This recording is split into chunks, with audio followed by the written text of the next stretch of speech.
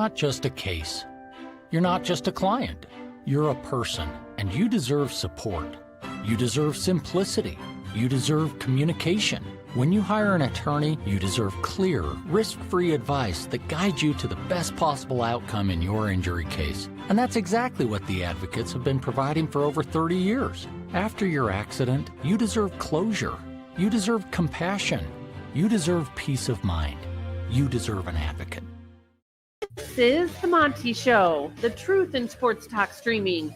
When you want unbiased opinions about your favorite team without the spin, all you have to do is find the Monty Show, streaming live and available 24 hours a day, 7 days a week on YouTube. And now, here's Monty. Hey, the Monty Show, live on Monday, August 18th, 2025. Another disaster in Chicago this afternoon as the Cubs, I believe, got 2 hits. They're about to lose 5 straight games to the Brewers. Nobody cares. Nobody cares. Because, well, it's what the Cubs do. But I'll be bitter and I'll be over here crying. At least I won't. Well, never mind. I'm not even going to make crying into cleavage jokes about the Chicago Bears, because that's what Jake wants us to do today, is talk about how Caleb Williams is average and he's going to be crying into mommy's cleavage by the end of the season. Well, he thoroughly outplayed Josh Allen over the weekend. So what's your excuse going to be to hate on Caleb Williams today, Jake? I don't have any excuse. I mean, I thought he derived motivation from the silver painted nails. And, you know, he looked good doing it on the drive. I do find it interesting that you're so obsessed with what color his nails are. I think everybody is. It's all anyone wants to talk about, man. I don't think so. I wanted to talk about his fine display of passing and his brilliance in reading defenses and making the right throw at the right time. I never once, until you callously and insensitively brought it up today, even knew what color he painted his nails, because I have a life. So, well, I mean, listen, you know. I mean, it'll be a weekly update, and we'll talk about his nails and how that affected his performance, and we'll also talk about, you know, the great throws to Cole Kmet 20 yards down the field on the second play of the game, and, you know, everything will be great. That POS cheating tight end from Michigan, who caught a ball or two as well.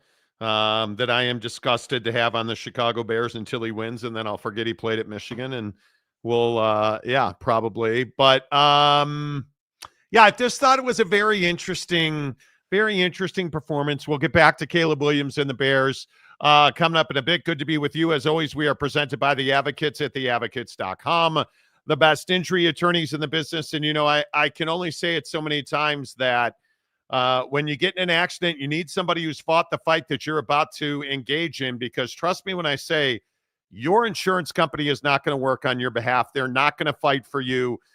They are going to fight for themselves and their shareholders. They're going to fight to pay you as little as possible. And I implore you, if you've been in an accident, if you were on the road this weekend, just an incredible volume of traffic over the weekend, one of the busiest roadway weekends of the year. And it's not even a holiday. So many people are out. If you got into an accident, get to theadvocates.com. They have fought the fight. They have won that fight repeatedly. That's why they're the best in the business. Chat with an injury attorney live online, and it won't cost you a dime, because you don't pay the advocates unless and until they win your case. So you have nothing to lose at theadvocates.com, whether it's a workman's comp injury. Again, dog bites. A lot of people don't think to, you know, try and get made whole for all of the pain and suffering of a dog bite. Absolutely. The Advocates at theadvocates.com. Some shout outs today. Connor Stallions, the first one in. Wow. Hey, Monty, how's the vacuum repair market in South Bend? In need of some money and some work. Yeah, well, you got 8 long years coming up there, kid. 8 long years. Dana Marie, hello. Afternoon, fellas. Let's get some likes going. Yes. Please give us some thumbs up. We appreciate that. Welcome to the Nightmare Afternoon, Monty and Jakey Two Shakes. Looking forward to a great Monday show. Oddly, a lot to talk about. Usually on Mondays. Now, obviously, this week is week 0. So we have a lot of college football to get to, but I'm kind of ready for, I need August 30th to get here. Like, I'm ready for some football games. I'm glad Michigan absolutely got pounded by the NCAA today. Maybe that's where we start today. I'm really curious what you guys think. And I was asked over the weekend by a very passionate Michigan fan, does the Michigan cheating scandal matter?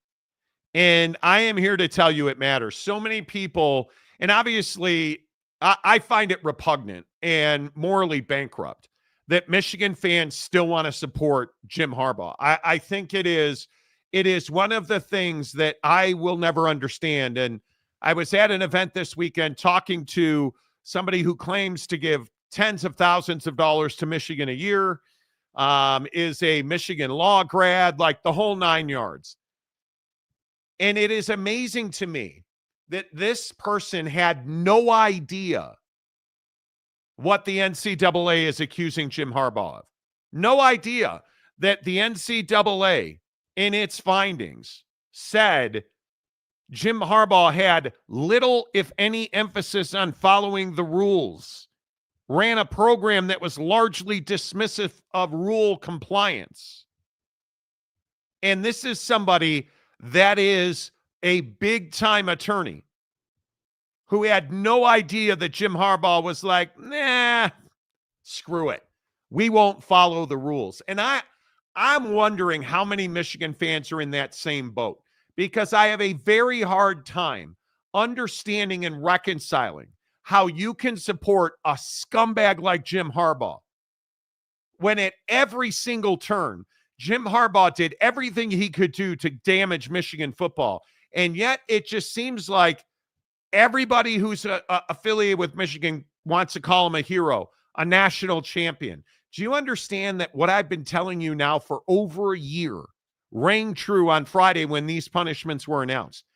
Forget the fact that they crippled you financially and took what most people, I'm conservatively saying it's going to be $35 million.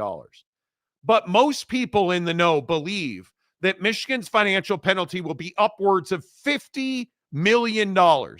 And all the jackwagon Michigan fans in our comment section, oh, we can write a check for that, no problem. Then why are you appealing? Why are you appealing? If Michigan got off so light, as all the Michigan fans will tell you, oh, this wasn't a punishment, slap on the wrist. Then why is Michigan threatening to sue and is appealing? And I mean, they got off with no punishment. It was a slap on the wrist. Oh, because $50 million matters. That's why. Because they hit you in the only place that they said they were willing to. Because let's not forget, the NCAA and the Committee on Enforcement found legitimate grounds for a multi-year postseason ban for Michigan football, and did not do that because of their long-standing rule that you do not punish current players for past players' transgressions. That's the only reason you didn't get a multi-year ban, which I think is a bunch of BS in my opinion. But this idea that Michigan fans want to tell you, oh, we got off light, it was a slap on the wrist, then explain to me why the all-knowing powers that be are threatening lawsuits again and appealing the penalties. If it doesn't matter and it was a nothing burger, Jake, why are we suing and appealing? Yeah, I mean, if you're innocent, why are you celebrating that you got off easy, right? I mean, because Michigan fan has been telling us since the day these accusations came out that they were innocent and Jim would never do that. And, then it evolved into Connor Stallions is a lone wolf and it was just cheeseburgers. And now it's devolved into, oh, it's no big deal. It's 20 million. It's 30 million. It's 40 million. Call us Oprah. It's 50 million for everybody. Right. I mean, that's what Michigan fan has done. And I've seen all the comments. I've seen all the rhetoricity out of Michigan fan. And you can sit here and try to spin it as you put your hand in the cookie jar and got away with it. And I'm just telling you, bro, $50 million to anybody is a lot of money, dude. $50 million isn't just like walking around money. Like, I don't care who you are. I love that Michigan fans over the weekend in our comments section were like, we have hundreds of billions of dollars. You don't.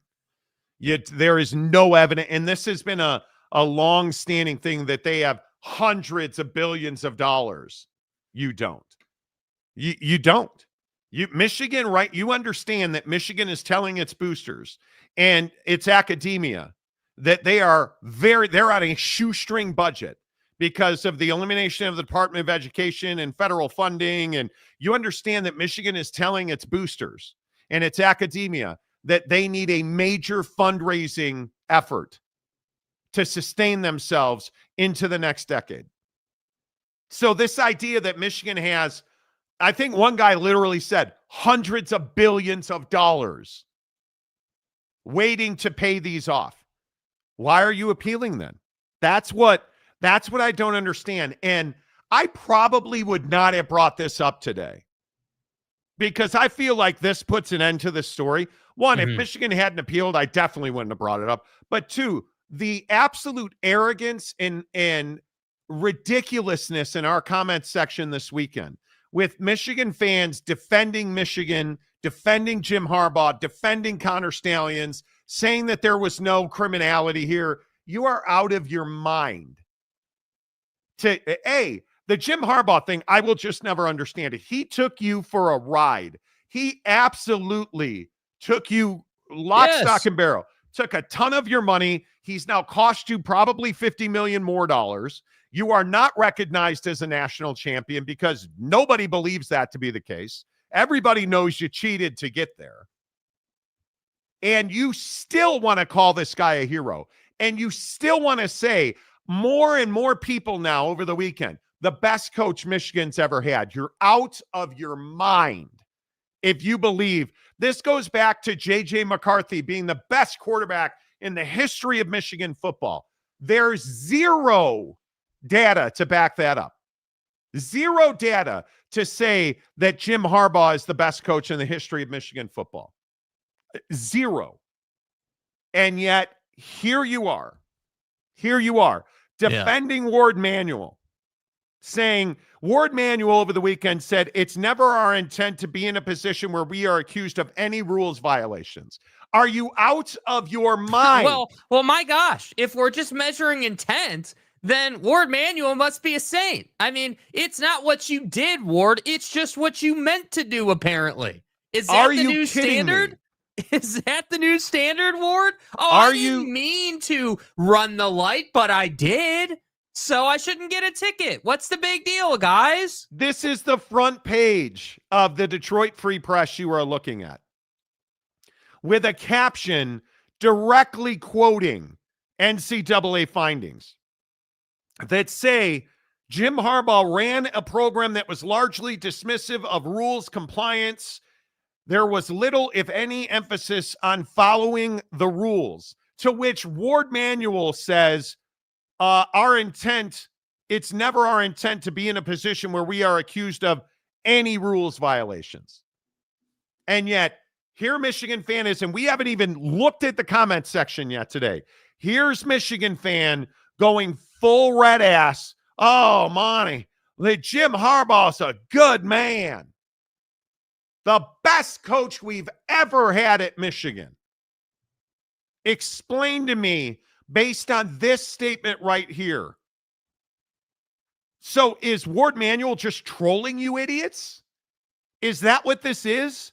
When he says, I fully support Sharon Moore, our student athletes and the staff as they prepare for the season ahead. Sharon Moore is now inarguably a multi-time NCAA level 1 violator. Cheating, lying, and then playing the victim. A repeat offender. We never want to be in a position to break rules. Well, you just hired a multi-time offender who offended under the great Michigan. And you want to sit here, oh, we'd never. Yeah, you would. Apparently you would, because you did. And the NCAA said you did. Yeah, and you don't want to be accountable. And listen, I think that it is the best example of late of committing the crime and then asking for forgiveness, right? Like break the rule, do all the dirty stuff, do whatever you have to, and ask for forgiveness. And the problem is I wouldn't even have an issue with this story if Michigan was handling it the right way, and specifically Michigan Fan, because I'm not going to trust Ward Manuel to do anything right. He's not that guy, pal. And if Michigan Fan was just like, yeah, you know what? Yeah, we did cheat. We it's not that we stole signs, but we advanced scouted, and that's really the issue here. And then we tried to cover it up, something terrible. And we got caught on other people's sidelines, advanced scouting. There's a price to pay for that. And again, I just want to point this out. Again, for Michigan Fan who says nothing happened here, we're innocent, we didn't do anything wrong, everybody steals signs, because that's the general narrative I've seen over the weekend. Oh, everyone steals signs, we've done nothing wrong, we're innocent. Then why are you celebrating the celebration? Or the penalty? And the thing that I would say, Jake, even more than that, even more than that, just sit here, right? Just sit here. Give us all a reach around, right? Give us all a reach around by saying we cheated, we won, and you're not doing anything about it for the rest of time. Michigan's a 2023 national champion. Mm-hmm. I'm here for it.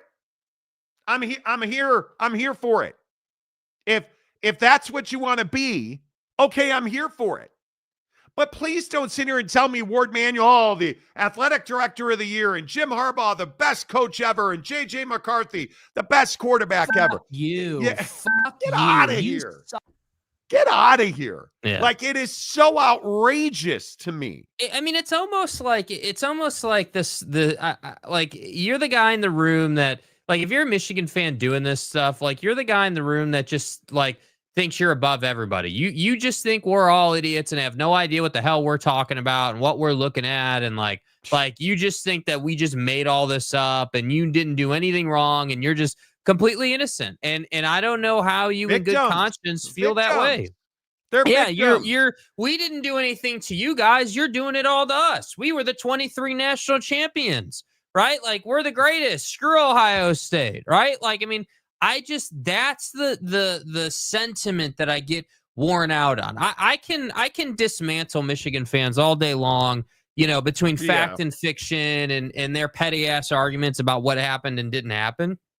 But I just get so tired of Michigan fan being like, we didn't do anything. This is ridiculous. We're going to appeal. And honestly, like, who's going to be surprised when the appeal never reaches a courtroom and they never do anything with it? Because that's exactly what they've done before, is it not? Yeah. You went to court and you did absolutely nothing about it. And you pulled out 2 minutes before your hearing because you knew you didn't have evidence. So I just sit here and I say, look, man, if you want to take that route again, that's fine. You guys want to keep paying people, that's fine. But one way or the other, you're scratching a check for your indiscretions under Jim Harbaugh's time. And you can be in denial about that or whatever. But I'm just telling you, man, at some point, Ward Manuel and the rest of those dudes need to be out of Michigan athletics, because, again, the overreaching point that I think gets lost in all of this is if you take Jim Harbaugh and this whole debacle out of the history books at Michigan athletics is one of the most celebrated athletic departments in the country, dude. Like, there's a prestige about Michigan athletics, except when it comes to the football program now, because you have a bunch of cheaters and liars and dudes who don't want to follow any of the rules. To which I say, that's the biggest shame in the whole situation. Yeah, I'm amazed by it. And I will never understand. I will never understand this concept of defending Jim Harbaugh. And I'm not trying to be dramatic, but I just sit here and I say to myself, Michigan fan, at least help me understand what you're defending. Because I truly don't understand it. Like, why? Like, why are you not saying, yeah, you know what? Like, yeah, we weren't winning, and Jim needed to find a way to shake it up, rock the boat, change the, stem the tide, if you will. And he found a guy in Connor Stellings who was really good at what he did. And yeah, Jim didn't give a damn about the rules, but my God, he found a solution to gain an advantage, and we went on to win a national championship because of it. So I wish Michigan fans would just own it. I mean, it is. And the issue to me is that you're forever ruined now. And you continuing to pine after Jim Harbaugh and wishing he was still your head coach, all you're doing is a disservice to the future of this institution. All you're doing by supporting Ward Manuel is a massive disservice to the future of Michigan football, because Ward Manuel is quite literally an embarrassment to that university. He is everything that's wrong with ethics and compliance. And of course, he's a lying scumbag, because that's what Michigan football is. But it's never our intent to be in a position where we are accused of rules violations. Why did the NCAA find that everybody involved in the Connor Stallions investigation attempted to deceive them and showed a lack of cooperation? Because your intent is to be in a position where you're accused of rules violations. Because if it was never your intent to be accused, you would have cooperated fully. Yet at every turn, the NCAA says you did not. At every turn, the NCAA says that Jim Harbaugh ran a program that was largely dismissive of rule compliance. And yet you guys still say, as Michigan fans, Jim Harbaugh is the best coach we've ever had. J.J. McCarthy's the best quarterback we ever had. Never mind that he's barely capable of operating in the NFL in preseason, but he's the best quarterback we've ever had at Michigan. And Ward Manuel, athletic director of the year. Anybody who supports Ward Manuel as the athletic director at Michigan, you are fully complicit. And what a scumbag university Michigan is. And if you support Ward Manuel, you are absolutely ridiculous. Yeah, couldn't agree more. You're an embarrassment. You are a blight. If you support Ward Manuel, you are not a fan of the University of Michigan. You are a prideful, short-sighted person who lacks integrity. There is no way to support Ward Manuel. There just is no argument for it. I mean, you literally are a program that has been called out in every corner as lacking scruples, morals, ethics, no compliance, no desire to follow rules. And Ward Manuel then comes out and says, oh, we never want to be in a position to break a rule. Right. Sure you are, Ward.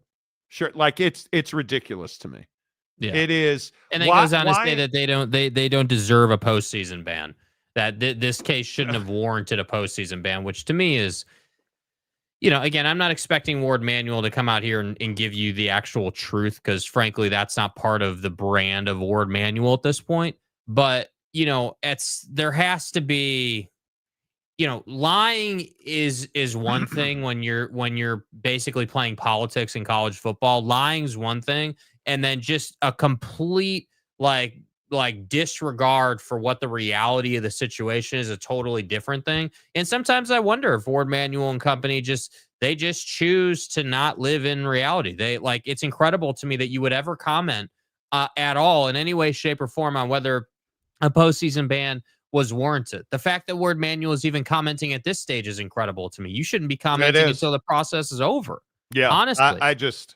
I don't know if you're, I guess it's win at all cost and then lie about it when you get caught. I mean, I know that's what we do in this country, but if you are a Michigan fan and you are not doing everything you can, if you are not doing everything you can do to get Ward Manuel out, I don't know. I don't know what you're looking at. I honest to God, I don't know what you're looking at, because I don't understand it. Well, when do ethics start to matter? I mean, at what point, if you're all right, this came out Friday, Michigan fans talk their junk all weekend. I'm sure they're in the comments section. All right, cool. You've had your day, right? You wanted to come in here and say, oh, yep, we saved our natty. They didn't rip our natty, even though that was never going to happen. But that's what everyone was celebrating. Okay, you've had your day. At what point do ethics and morals and doing the right thing at some point start to matter? And that's what concerns me, not just for Michigan, right? Michigan's just a case study on this. But when you look at college football overall, there's so many, examples of not following rules and, cheating to gain an advantage, whether that's in recruiting stuff, NIL stuff, whatever it might be. I mean, At what point, culturally speaking, do people start to say, yeah, you know what? Like, if we're going to do it the wrong way, it's just not worth doing, right? I mean, we're not winning it on the up and up. And that, to me, I think is where I hope the conversation goes at some point.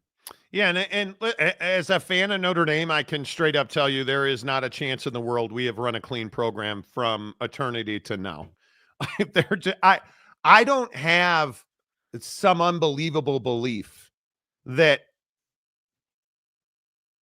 and I'm not going to say every team, but most programs don't live by the rule of law. I totally get that.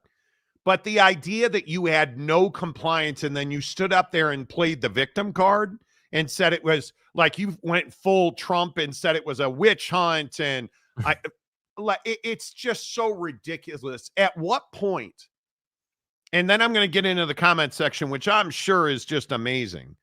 At what point do you stand up and say, yeah, the evidence is pretty overwhelming? The evidence is fairly substantial that this actually happened. And the NCAA called out Jim Harbaugh by name. And I would remind you, last Thursday, I said, I think 10 times Jim Harbaugh was going to get a 10-year show cause notice. And what did he get? Got a 10-year show cause notice. And I told you he and Connor Stallions will never work in college football again. And the great tragedy is, an Ohio State fan, bless you, and I'm sorry if it pisses you off, Connor Stallions is excellent at his job. And I think Connor Stallions, more than anybody here, is a victim of circumstance. Because if anybody had said no, if anybody, when Central Michigan called and said, hey, Connor, why don't you come over here and help us? If anybody had said no, and if Jim McElwain, who worked for Jim Harbaugh, hadn't fallen into the same trap, and that staff at Central Michigan hadn't fallen into the same trap, if anybody had said, no, this is the wrong thing to be doing, it's an NCAA violation, Connor Stallions is probably still employed today. But instead, all of you Michigan scumbags were like, oh, yeah, we'll never get caught. We're Michigan. What are they going to do? Well, they essentially drove you into the ground. Jim Harbaugh drove the ethics, reputation, and forever humiliated. You will never get over this. Your championship is gone. It is illegitimate. Nobody recognizes what those scumbags did as anything other than cheating. And it's unfortunate because I have no problem saying, because I don't have a dog in the fight, I have no problem saying you probably had the best roster in college football that year. Right? But nobody knows that now, because all we know is that you guys cheated all year to win games. Right? You look at J.J. McCarthy, pretty shitty quarterback for the Vikings right now. Pretty shitty quarterback in Michigan. Who knew? Not the best quarterback in the history of the University of Michigan, but you are so unable to put your pride aside and say, yeah, we did it the wrong way. Because you did it the wrong way. You won a championship the complete wrong way, to the point now where the NCAA and anybody with two eyes and a brain recognizes and has now formalized for the history books that you cheated and your championship is erroneous. It means nothing. And I hope you're happy, because all you've done on this show for 2 years is come in here and insulted people, called them names, said it is Ryan Day's brother. It is like, do you think Matt Weiss was an accident? Do you think all of the stuff related to cheeseburgers for hungry kids, Sharon Moore, Jim Harbaugh, the sign stealing stuff, this is a way of life at Michigan. This is how you do business. This is not a one-off. This is not even just Jim Harbaugh was a pirate who came in here and pillaged. This is systematic. From Santaono being a complete shitbag who repressed people's First Amendment rights on his campus, so much to the point where he can't get a job at lowly Florida. He can't. Michigan, Florida. Florida won't hire him, but Michigan was happy to have him. Let it sink in. That's who you are. Congratulations. Like it is remarkable to me. Yeah. Remarkable. And now I trepidatiously go into the comment section because it's probably not a good thing. It is probably not a good thing. Let's see. And today, I think for the most part, we're probably only going to read member comments because on days like this, usually it does not go well. What a hammer, Monty. Buckeye tears have been delicious all weekend. And this is the comment that perpetuates what a bunch of scumbag losers you guys are. Yep. Because anybody who thinks that Michigan got a slap on the wrist has no idea how college football works. And that generally, Eric, is how you operate. Because you say stuff that you can never back up. $50 million, and hell, I'll even go with what we know. $35 million is crippling to athletic departments. Because you don't have, and I'll go back to and please go read the comment section over the weekend. It is fodder like you have never seen before. Do you understand that Michigan put out a call? And how do I know this happened? Talking to a Michigan booster over the weekend in person at an event that I didn't even know this person was a booster. Telling me, oh yeah, we're getting fundraising emails on a weekly, if not daily basis now. From the academic side, where the University of Michigan is saying we are on a shoestring budget. If you love and support, he showed me one of the emails talking about if you love and support the University of Michigan, the time to act is now. That's how tight the money at Michigan is. And again, it's not their fault. We're seeing this repeated across the country. USC, Washington has dealt with this. Washington State has dealt with this.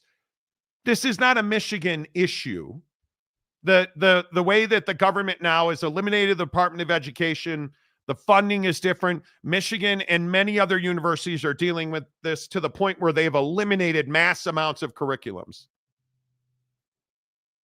But if you want to sit here as a Michigan fan and believe that $35 million and what is likely going to be $50 million and now legal fees on top of that, oh, it's nothing. You have your head in the sand. You have your head in the sand. Let the countdown to college football start. Less than a week to go. Seriously. Less than a week to go. I was right about 10-year show cause penalty. Yeah, I'm sure you were. He will never coach in college football again. Don't remember you ever saying that, but okay. What exactly did Michigan violate? No postseason ban is a failure by the NCAA. Well, we all know what they violated because in the What do you mean, dude? This is what I don't understand.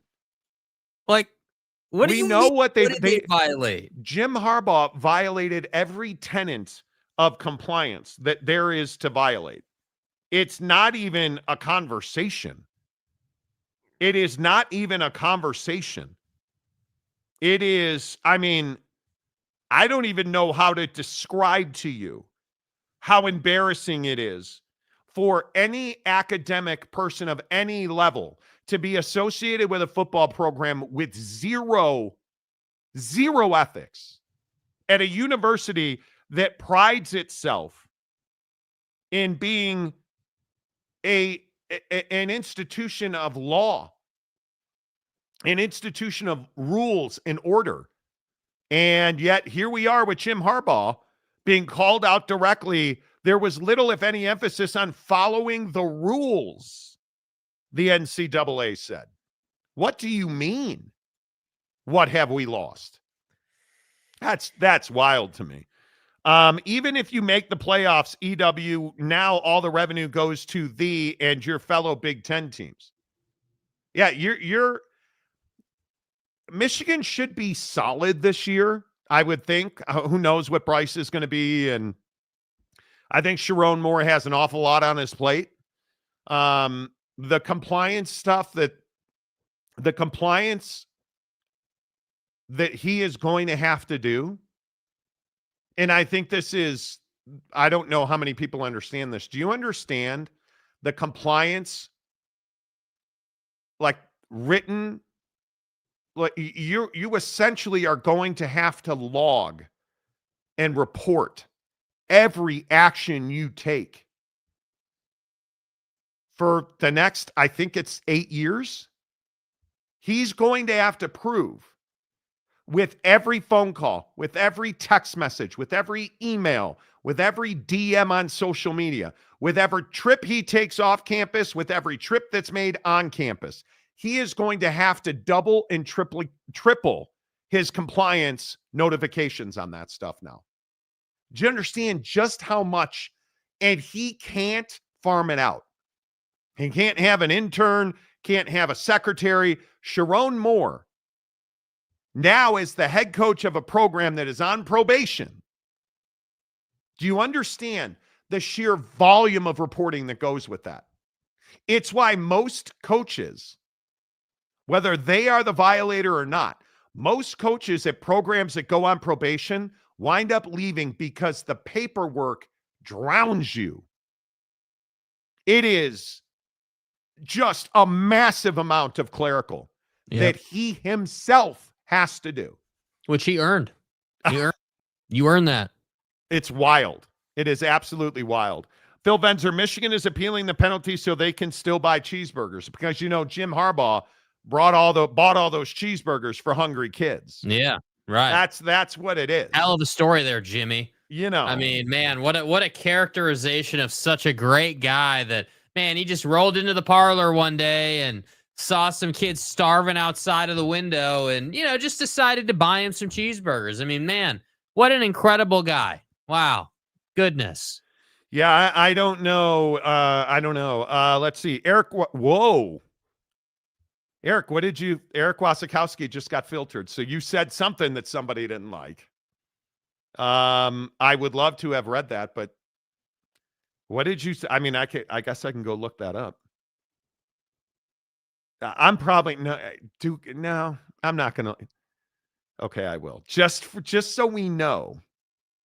What did Eric say to get him go over This here? ought to be good. This ought to be really good, dude. Go back down over here. Dude, YouTube makes it so difficult to find your Oh, come on, bro.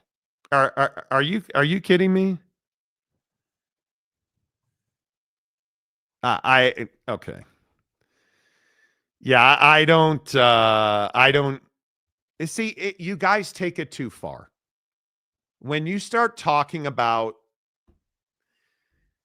I would be very careful with the words that you guys say. Let's see. Michigan draws 100,000 fans a game and are crying poverty. But the issue, how do I explain this to you guys? You're a UNLV fan and you don't know this. People love to make hay about game day revenue. Game day revenue is great when you are a program that hasn't been paying. Like, do you understand that the athletic department in Michigan has to repay the university a debt for defending them here? You understand the university hires, like when Harbaugh got suspended 2 years ago, and he is essentially appealing everything, and they're going to court, and the university pays that. But do you understand that they bill the athletic department, who bills the football program, for that? It's not like the University of Michigan just cuts a check to the law firm. Like in the Pac-12, I think Pac-12 fans don't understand this as well. When you are paying lawyers on behalf of a football team, the university bills the athletic department, who bills the football team, who then has to charge that back in the form of the athletic department gets less money from the university. So you're digging out of a hole and this is what I think a lot of people, I think Paul Feinbaum talked about this. Michigan has been digging out of a financial hole because they've been defending themselves on this for years now. How long, bro? Well, this is years long that they have been defending this, paying lawyers, paying consultants, paying people to defend them. So I think eventually Michigan's fine, but we have no idea how the University of Michigan is going to deal with this funding shortfall that pretty much every university is dealing with now. Like, I just think I would think a little bit more. I would think a little bit deeper before we start talking about, Roche, it's finally here. Week 1. No, week 1 is next week. Get it right. No, I think he's put week -1. Is that what that's supposed to be? Is that okay? My bad. Is it supposed to be week -1? I'm gonna that yeah, I'm not the smartest guy, Charlotte 49er John says Walmart Wolverines. That's the saddest thing here is you have a great university. Michigan, for everything that Santa Ono's tenure brought, and it was not good. That's a fine university. That is, if you want to be a lawyer, if you want, you could do a lot worse in Michigan, right? And I just think their reputation from top to bottom in Ann Arbor has been destroyed. Which it just never had to happen, bro. And you largely did it so that Jim Harbaugh could be your head coach. And then leave for the NFL. And he left you high and dry. And he will serve no penalty. You are serving the penalty. It's ridiculous. It's absolutely ridiculous, in my opinion. It is just, I'll never understand Michigan fans defending him. I never will. The stadium guy, James, I have to agree with Big Blue Horses.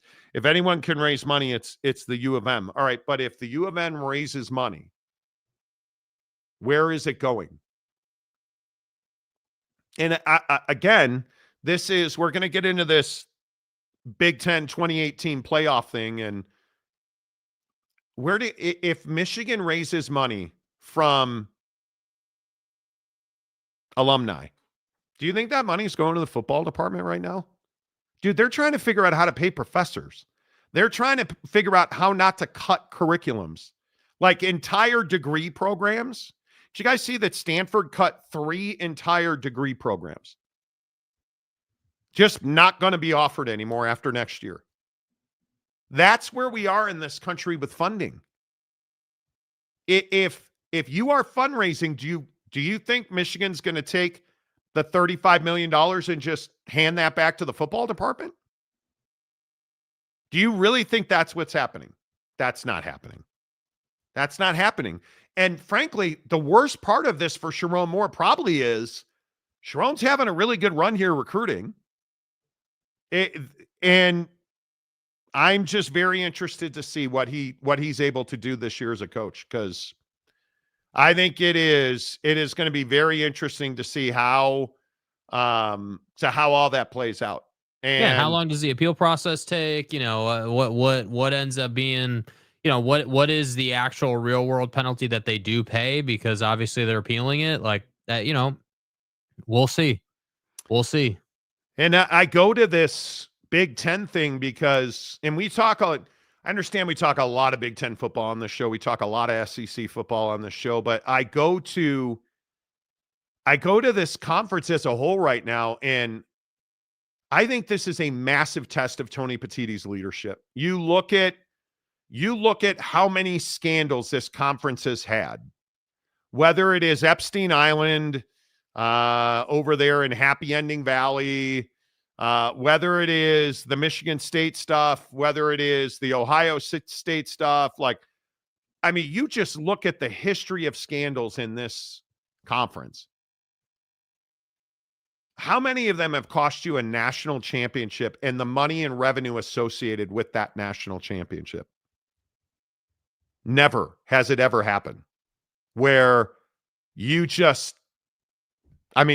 essentially just gave back money because they cheated to win.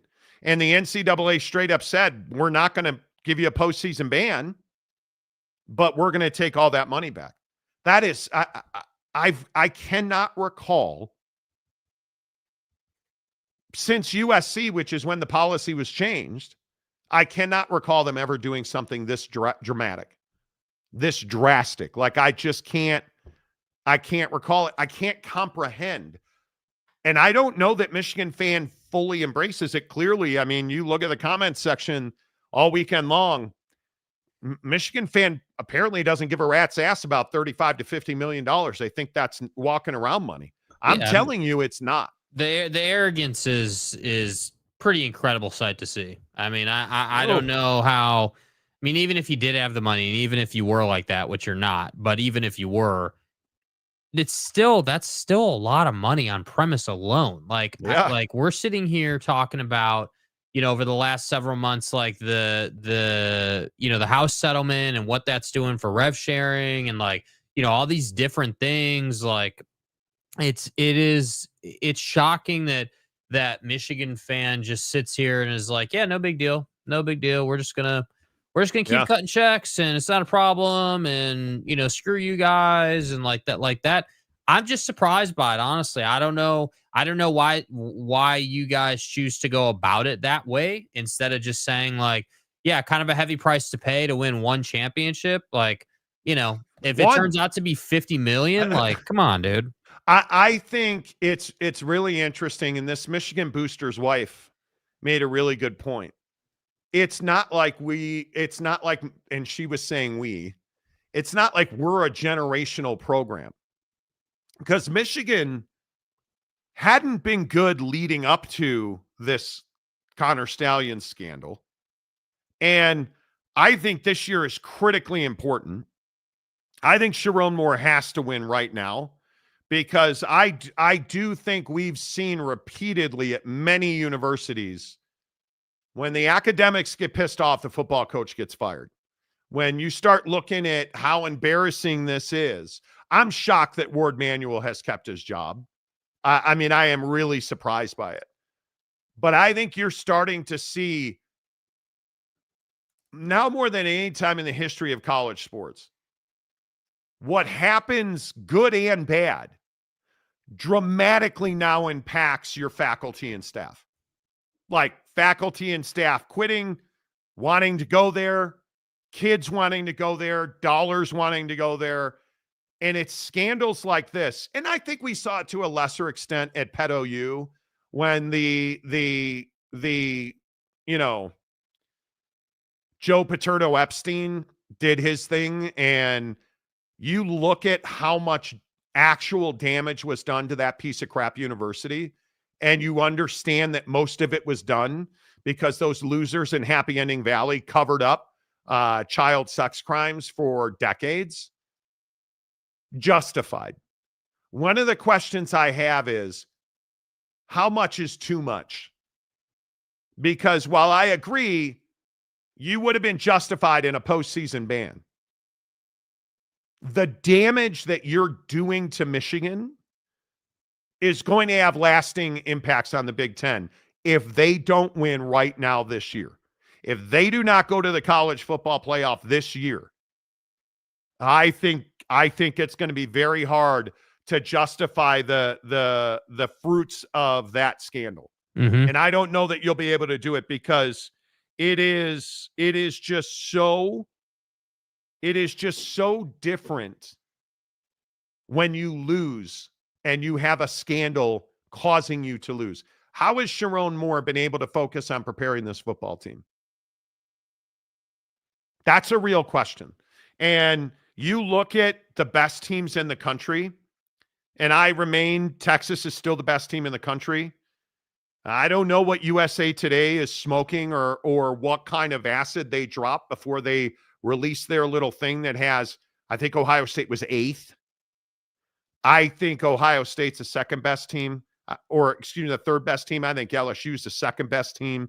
You look at how deep the top 5 teams in college football are, because I think 6 through 25 there's not a whole lot of separation there. No. The top 5 teams in the country right now, and I don't almost care what order you want to put them in. Mm-hmm. The top 5 teams in the country right now, I think it's Texas, LSU, Ohio State, Clemson, and Georgia. Because I don't think, my opinion is Epstein, I think they have to prove it. They have to prove that Drew Aller's something other than a guy who can't hold his piss during a big game. And until they 100%. Until they and he do that, until they win big games in the conference, I don't think we'll know. But I look at this and I say to myself, Alabama's going to be significantly better because the rave reviews that are in on Ty Simpson are, and maybe they're just way over the top. But Notre Dame doesn't have a quarterback. Oregon, it does not sound great.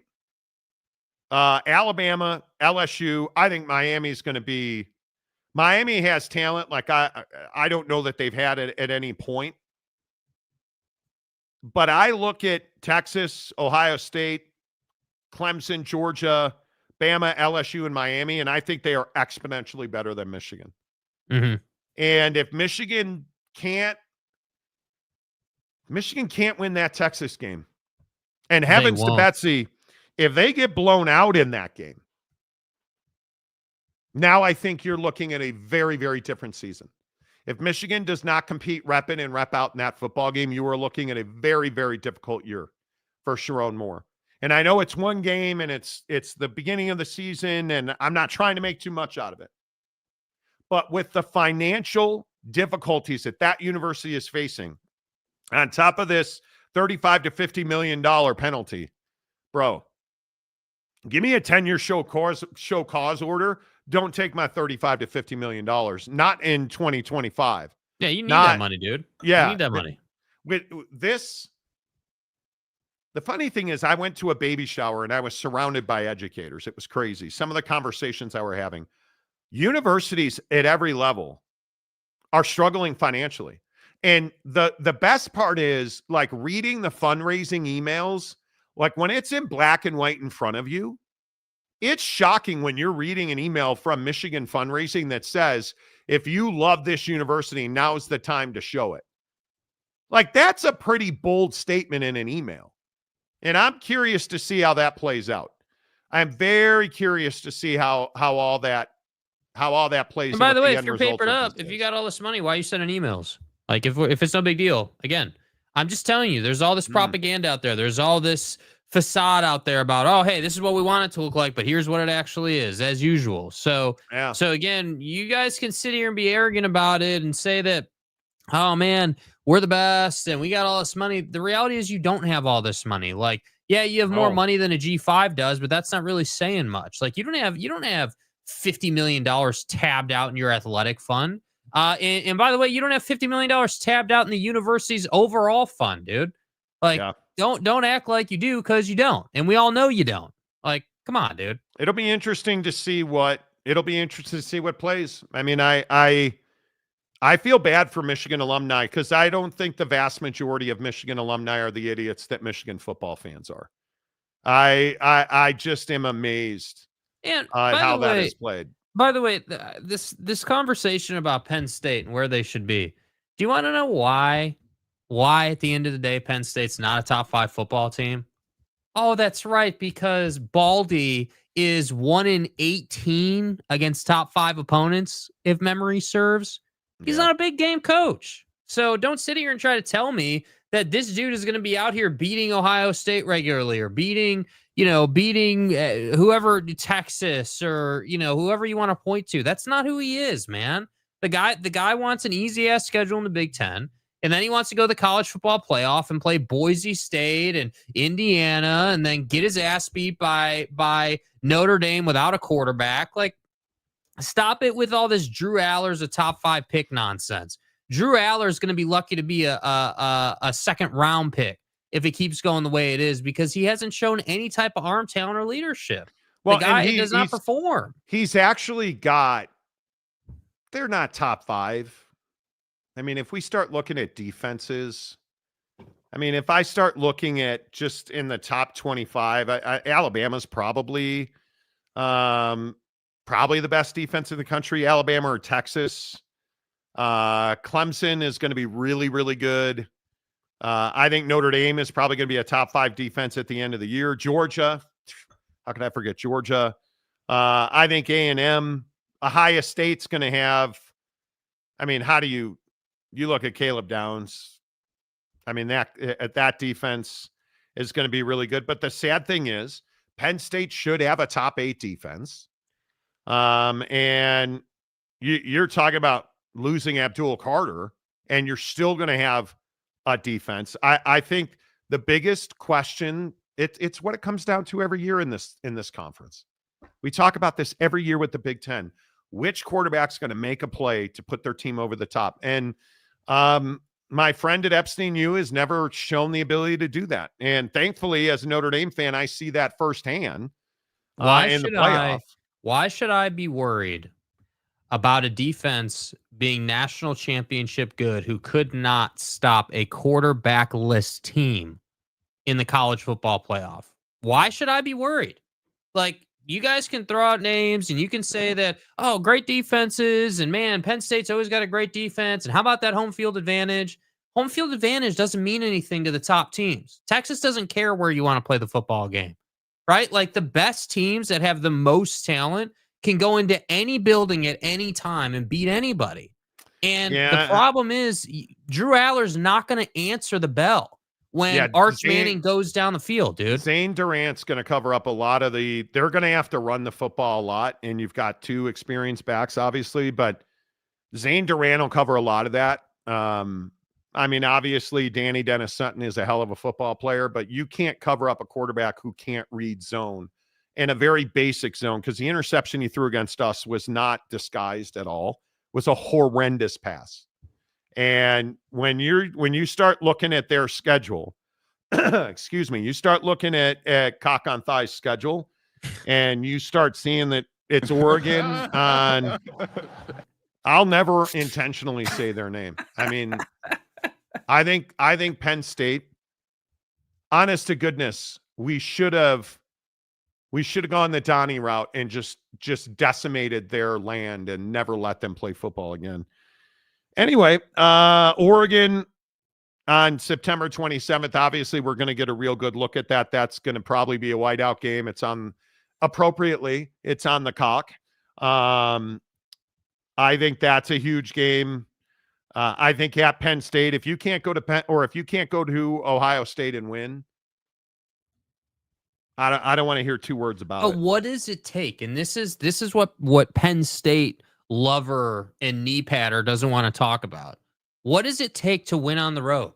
It doesn't take, great defense helps a lot, and you need it. You need to defend. You need the defense to get you a couple turnovers. But what do you got to go and do with those turnovers? Oh, that's right.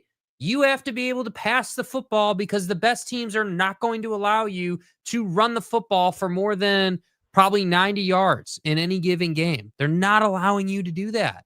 No, and I think if you're a Epstein Island fan and you start to understand, your road situation, if you go back to like last year, because I don't think their shitty quarterback was anything until last year, right? So Mr. Average, you look at the way he played games on the road last year, 216 at West Virginia. Like, is that first round pick, top of the draft? Not when it's 216 yards at West Virginia. And I agree, West Virginia is a tough place to play, but it's 12 of 23, 135 and an interception, and an awful interception against Notre Dame. 13 of 25, 171 again, and 3 scores against Boise State. You only threw for 171 yards against Boise State. And you're a top 5 NFL pick. Allegedly. You only threw for 127 yards and no touchdowns against SMU. And you're telling me you're winning on the road. You're telling me Oregon, where you lost on the road, and you threw for 226, 3 touchdowns and 2 interceptions. You're a big-time quarterback. You threw for 244 at Minnesota, one of the worst teams in the league. You threw for 247 at Purdue, one of the worst teams in the league. You got absolutely dominated by the Ohio State. Oh, that game wasn't on the road. My bad. That was in your own house. Ohio State was never in danger of losing that game. right? You throw for 148 at Camp Randall, one of the worst teams in the league last year. And hold on, in that Ohio State game, by the way, we all remember the Will Howard smack, right? You guys remember what you guys were saying before that? Oh, Will Howard sucks. He's Garbo. Send his ass back to the Big 12. Big 12 is terrible. We're way better. Dude turned it over and then went out and won the game. Like, he beat you. Like, I can't get over this with Penn State. You're 1-18 for your head coach, and you want to sit here and have me believe that you're a top 5 team and that you have a top 5 pick, and that somehow I'm supposed to be sitting here as we do the show through the football season picking you against the best teams in the country? No, I'm sorry. You're going to have to show me that you can beat Dan Lanning's defense. And like, the other thing I'd remind you is, memory serves right, you scored 13 points in that game. And you had a pick 6 on Will Howard early in the game. All you could muster was one offensive touchdown. It's wild to me that, and in fact, I don't think you scored an offensive touchdown. I need to go back and look, but I don't think you scored an offensive touchdown in that game. Right? And the only game that you can really hang your hat on is the USC game. Okay, that's a good win. Los Angeles, I'm down. But let's not sit here and say that you're some amazing road team. Like, because that's what I always hear about Penn State. We're road dogs. Since when?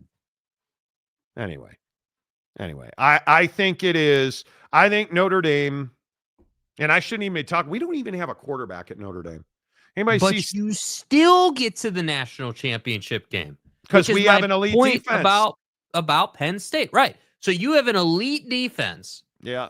And Penn State guy wants to say, oh, well, hey, we got an elite defense and we have a great court. Okay, then what's the struggle? Why did you lose to Notre Dame? How does that you let me get this right. You lost to Notre Dame. They didn't have a quarterback and their running back was on one leg and you lost to them somehow. Come on, dude. And you think Jim Harbaugh doesn't win big games? Like, holy cow, dude. Yeah, this is a big year. This is a big year for those pedophiles at Epstein U. It's a huge year. You know, like we'll see.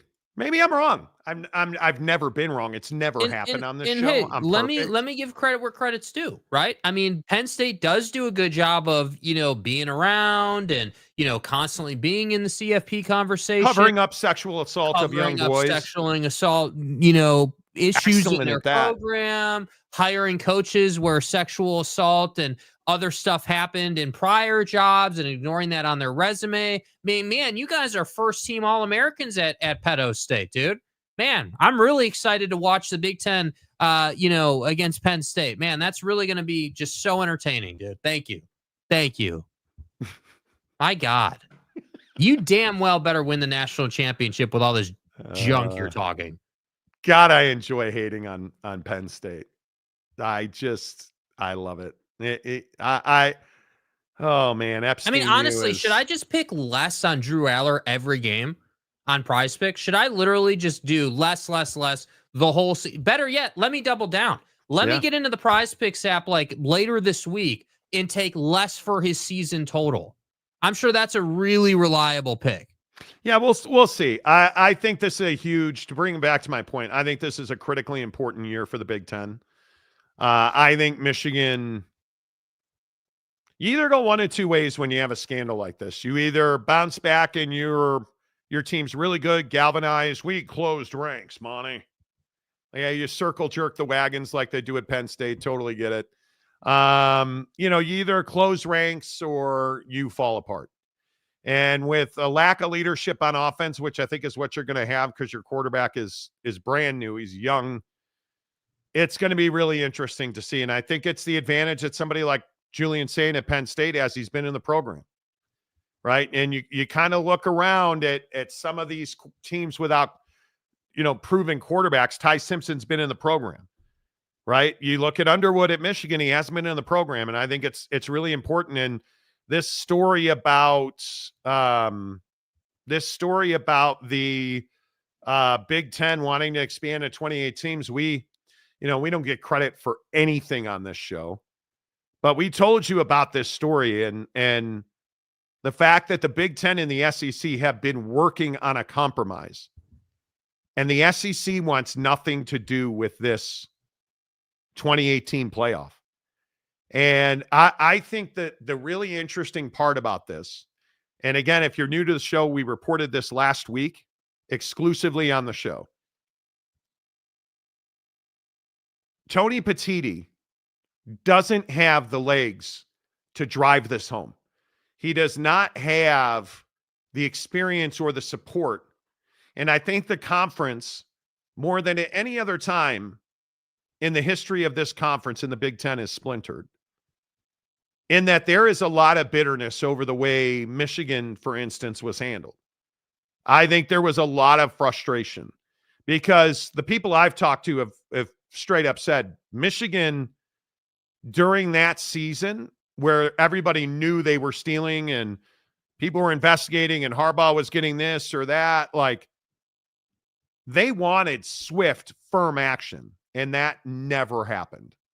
And I think there's some division there. This 2018 playoff thing that the Big Ten is trying to garner support for, somebody today told me it was dead in the water, and I tend to agree with that because I think it's a very difficult premise when you're trying to figure out auto bids and AQs. And the SEC, I can tell you from multiple sources, is solely focused on forming a new entity, getting out from underneath the weight of the NCAA because of all the lawsuits, because of the House settlement, getting out from under that and moving into this new entity.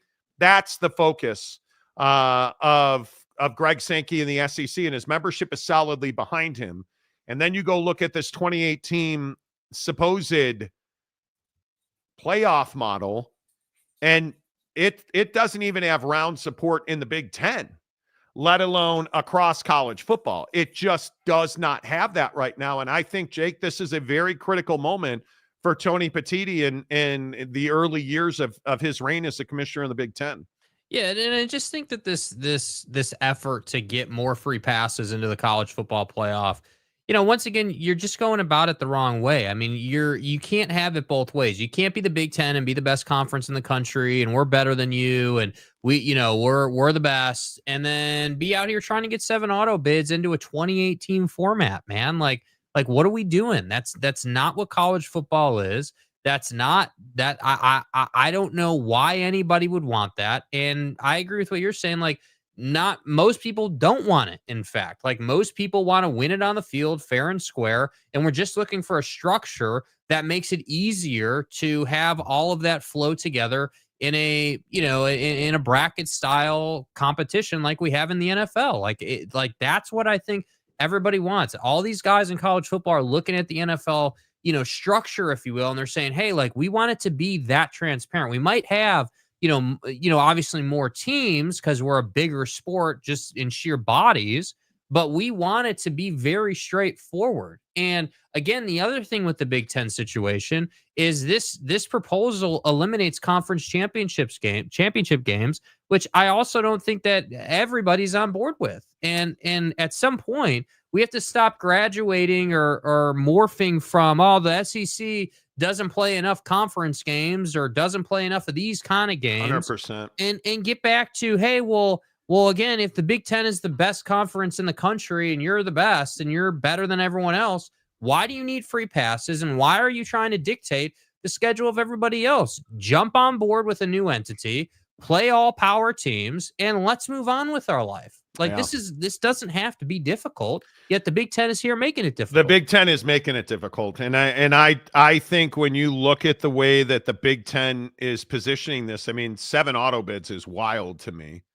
I think, and what most people I talk to, and especially in TV, I think what most people believe is going to happen is you're going to get a new entity. And I think Greg Sankey made it very clear all those months ago, or probably a year ago now, when he talked about an 80-team playoff.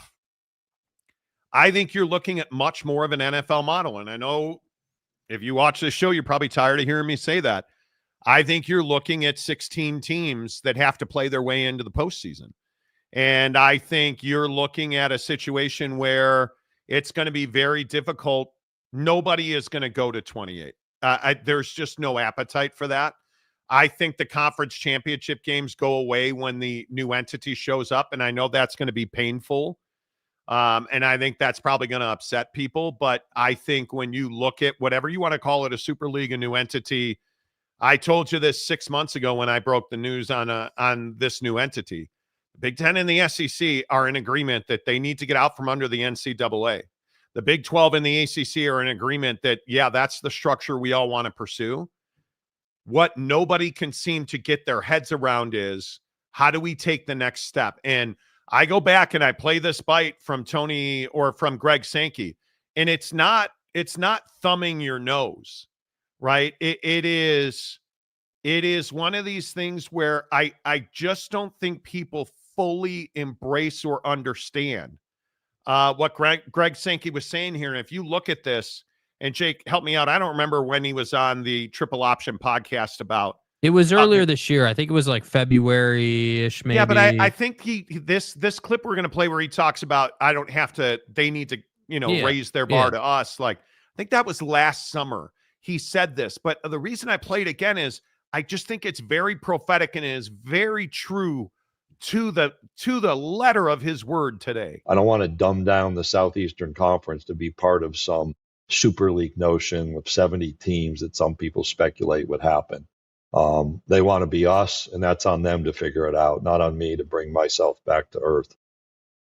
Yeah, and I think that makes all the sense in the world. And I go to what he said a few weeks ago. That was in October, by the way. Not to cut you off. That was in October. Okay, so we're looking at almost a year ago. Yes. And so I go to this bite from several weeks ago, and tell me he is not saying the exact same thing. I don't need lectures from others about good of the game. I don't lecture others about good of the game. And coordinating press releases about good of the game. Again, okay, you can issue your press statement, but I'm actually looking for ideas to move us forward. I think it's a remarkably consistent message from a guy that gets it. And I understand that we all want equality, right? And I think right now what you're seeing is those haves and have-nots, the ones who are not in power. Tony Petitti right now, I think, is really struggling to find a way to push this forward. And when we look at the things that guys like Tony Petitti have said, or things like, hey, we want 7 AQs. That's just not moving the ball forward. That's not a realistic option. That's not something where we're all going to get down and say, well, Tony Petitti said he wants 7. We're going to do 7.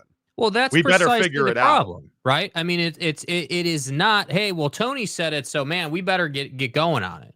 No. That's Greg Sankey. If Greg Sankey says it, then we've got real tangible backing. People are about it. People hear him talk and they say, hey, we need to respect this. This is sort of the part of the conversation we have to focus on. And what bothers me is I feel like this 28 team, 7 AQ format that's being pushed is very much obviously a ploy to get more free passes for the Big Ten. But then in addition to that, is it not like making the college football playoff in the early stages more mediocre? I mean, why is it that we're having conversations around teams, potentially being, like an 8-win team, a border, like a 7-5, 8-4 bubble team, potentially getting in. And the question that I think has everybody on edge is this conversation about, okay, well, if we've got 28 teams, in this expanded format that the Big Ten is proposing, then who decides who gets in and who doesn't get in? And are we looking at a play your way in structure where everything's decided on the field? Or are we still going to do this nonsense where we have a committee? Because I'm just telling you guys now, Florida State fan, an Alabama fan, and all these people that get all pissed off every year that they're the bubble team and doesn't get in. That's only going to get worse if this 28-team, format were to get pushed forward, which it's not, by the way. It has no legs. People are not behind this. I just don't think it has much life to it. But if it were to get pushed forward, I don't like the idea that you're going to have mediocre-ass team on the bubble that's going to be trying to tell this crazy story about how they deserve to be in and this would be their matchup. I don't want to do that. What I want matchups. And, hey, if it's a mediocre team versus a great team and the mediocre team pulls off an upset, great. You earned it on the field. Yeah, but I don't want that to play out. I go back to what Brett Yormark said about the 5'11".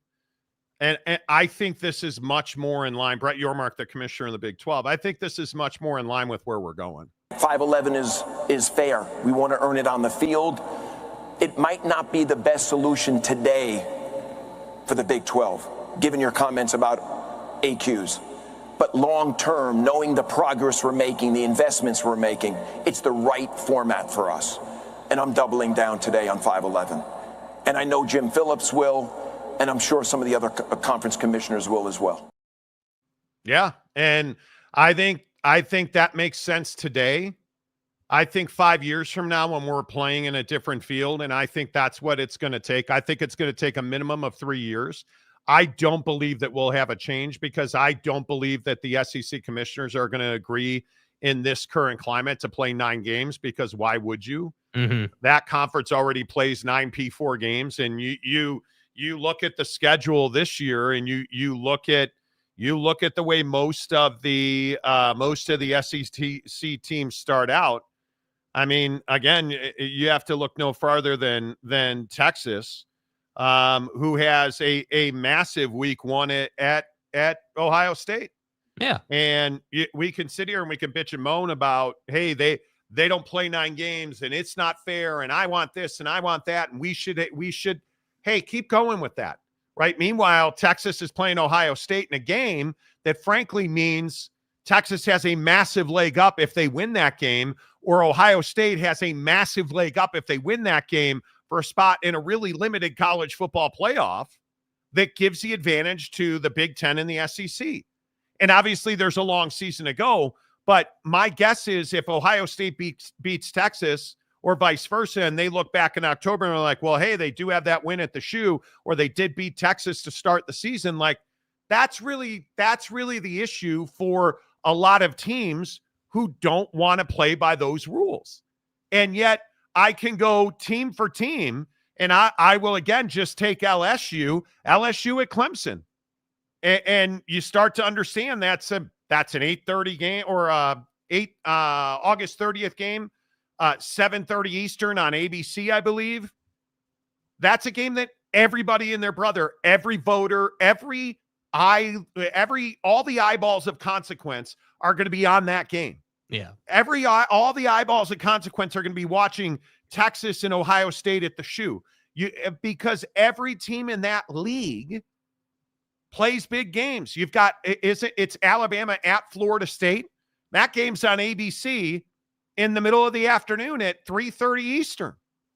That's a whole block of massive games that involve the SEC on ABC. And we can sit here and we could talk about, the Big Ten's got this great deal.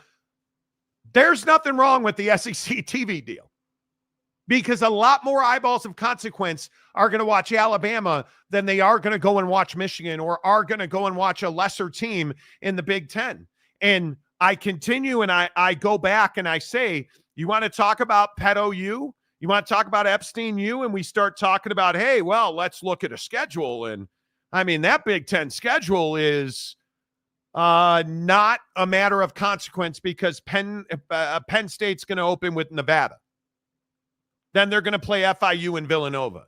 But Monty, man, they're a top 5 team. Man, we got to be just so respectful of that squad. I mean, listen, if I was James Franklin, I probably wouldn't want to play top 5 teams in week 1 either. Just saying. I think it's a huge mistake. And I look specifically at Michigan. Okay, New Mexico, totally get it. At least on September 6th, they're in Norman to take on the Sooners. Right? That's an ABC game. national television. I think we can all get down with this idea that Michigan, Oklahoma, that's a game of consequence that most people are going to watch. Oh, that's right. It involves another SEC team. So we can play this game where we say, well, the SEC, they don't play non-conference games. Screw them. Well, they're playing a tougher schedule than you. And I know you don't want to hear it, but... Whether people want to agree with it or not, that's up to them. We can go through the analytics and show the rigor of our schedule is different than anyone else's, period. And we had a learning session in September at the CFP about strength of schedule, and strength of schedule isn't everything, but it is an important factor. I remember very clearly one of the messages was, if you play the top-ranked team and the 130th ranked team, those two games average out to 65.5. If you play 65 and 66, they average out to 65.5. And so the advisor said, you're just as well playing 65 and 66. Here's my problem. But for maybe one, maybe two teams in a year, we don't have 65 or 66, and everybody else has a group. I mean, then that's my point. And we can sit here and we can say, because what does garden variety Big Ten fans say? Oh, we have huge TV audiences. Don't disagree. Don't disagree. The eyeballs of consequence won't be watching Nevada and the child molesters at Epstein U. When you say eyeballs of consequence, what do you mean by that? Voters, sponsors, dollars, TV executives are not going to be watching Michigan against your mom, right? They're going to be watching Texas, Ohio State. That's the TV number on Texas, Ohio State is going to be all time massively huge. Yeah. I mean, and again, I give Ohio State credit. Ohio State doesn't seem to care about who their quarterback is. They want big games. And that's what I have a problem with at Epstein U. And the guy who doesn't beat big teams. Why do you think Epstein U doesn't play big games? Because they have a football coach who can't beat big teams. I mean, honestly, I think, what did you were exactly, I think he's 3-18. 1-8. I was reading that stat this morning, like getting ready for the season and trying to understand like legitimate, illegitimate. I think Michigan's legitimate. I think Michigan's got to come out of the gate, and Michigan's got to win every game. They've got to beat Oklahoma. They've got that game at Nebraska. Great. The problem is nobody's going to see Michigan, New Mexico. No eyeball of consequence. Nobody wants to. That's the difference. And why don't they want to? Because the SEC is loaded that day. You're not going to be watching NBC at 5:30 Mountain, 7:30 Eastern.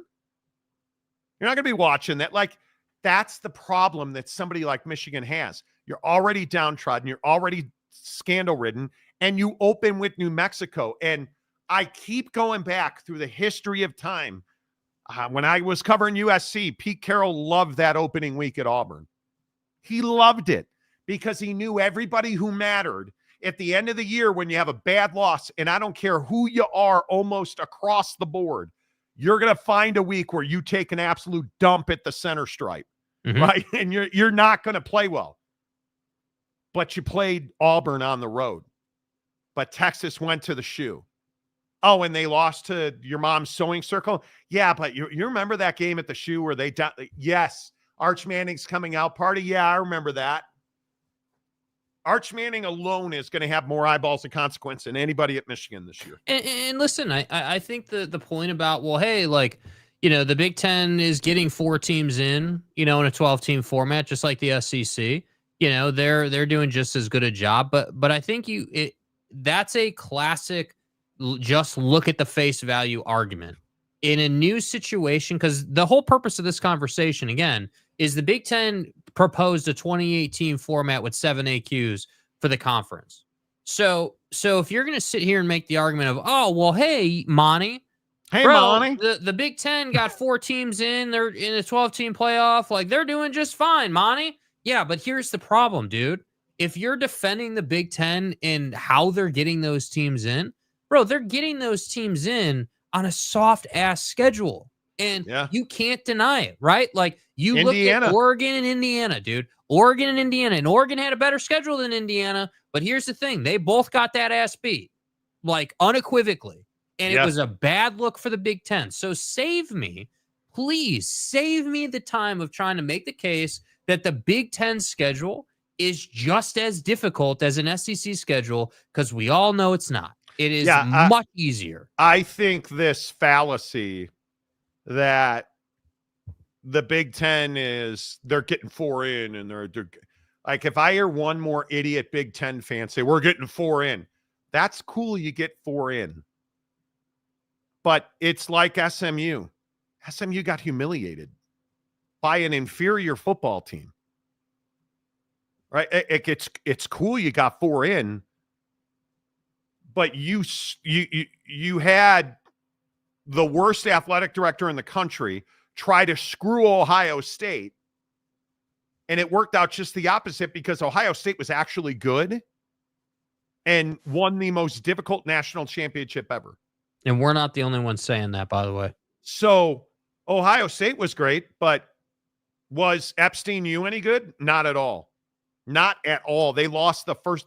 They absolutely lost their bladder the first time they played a good team in the playoff.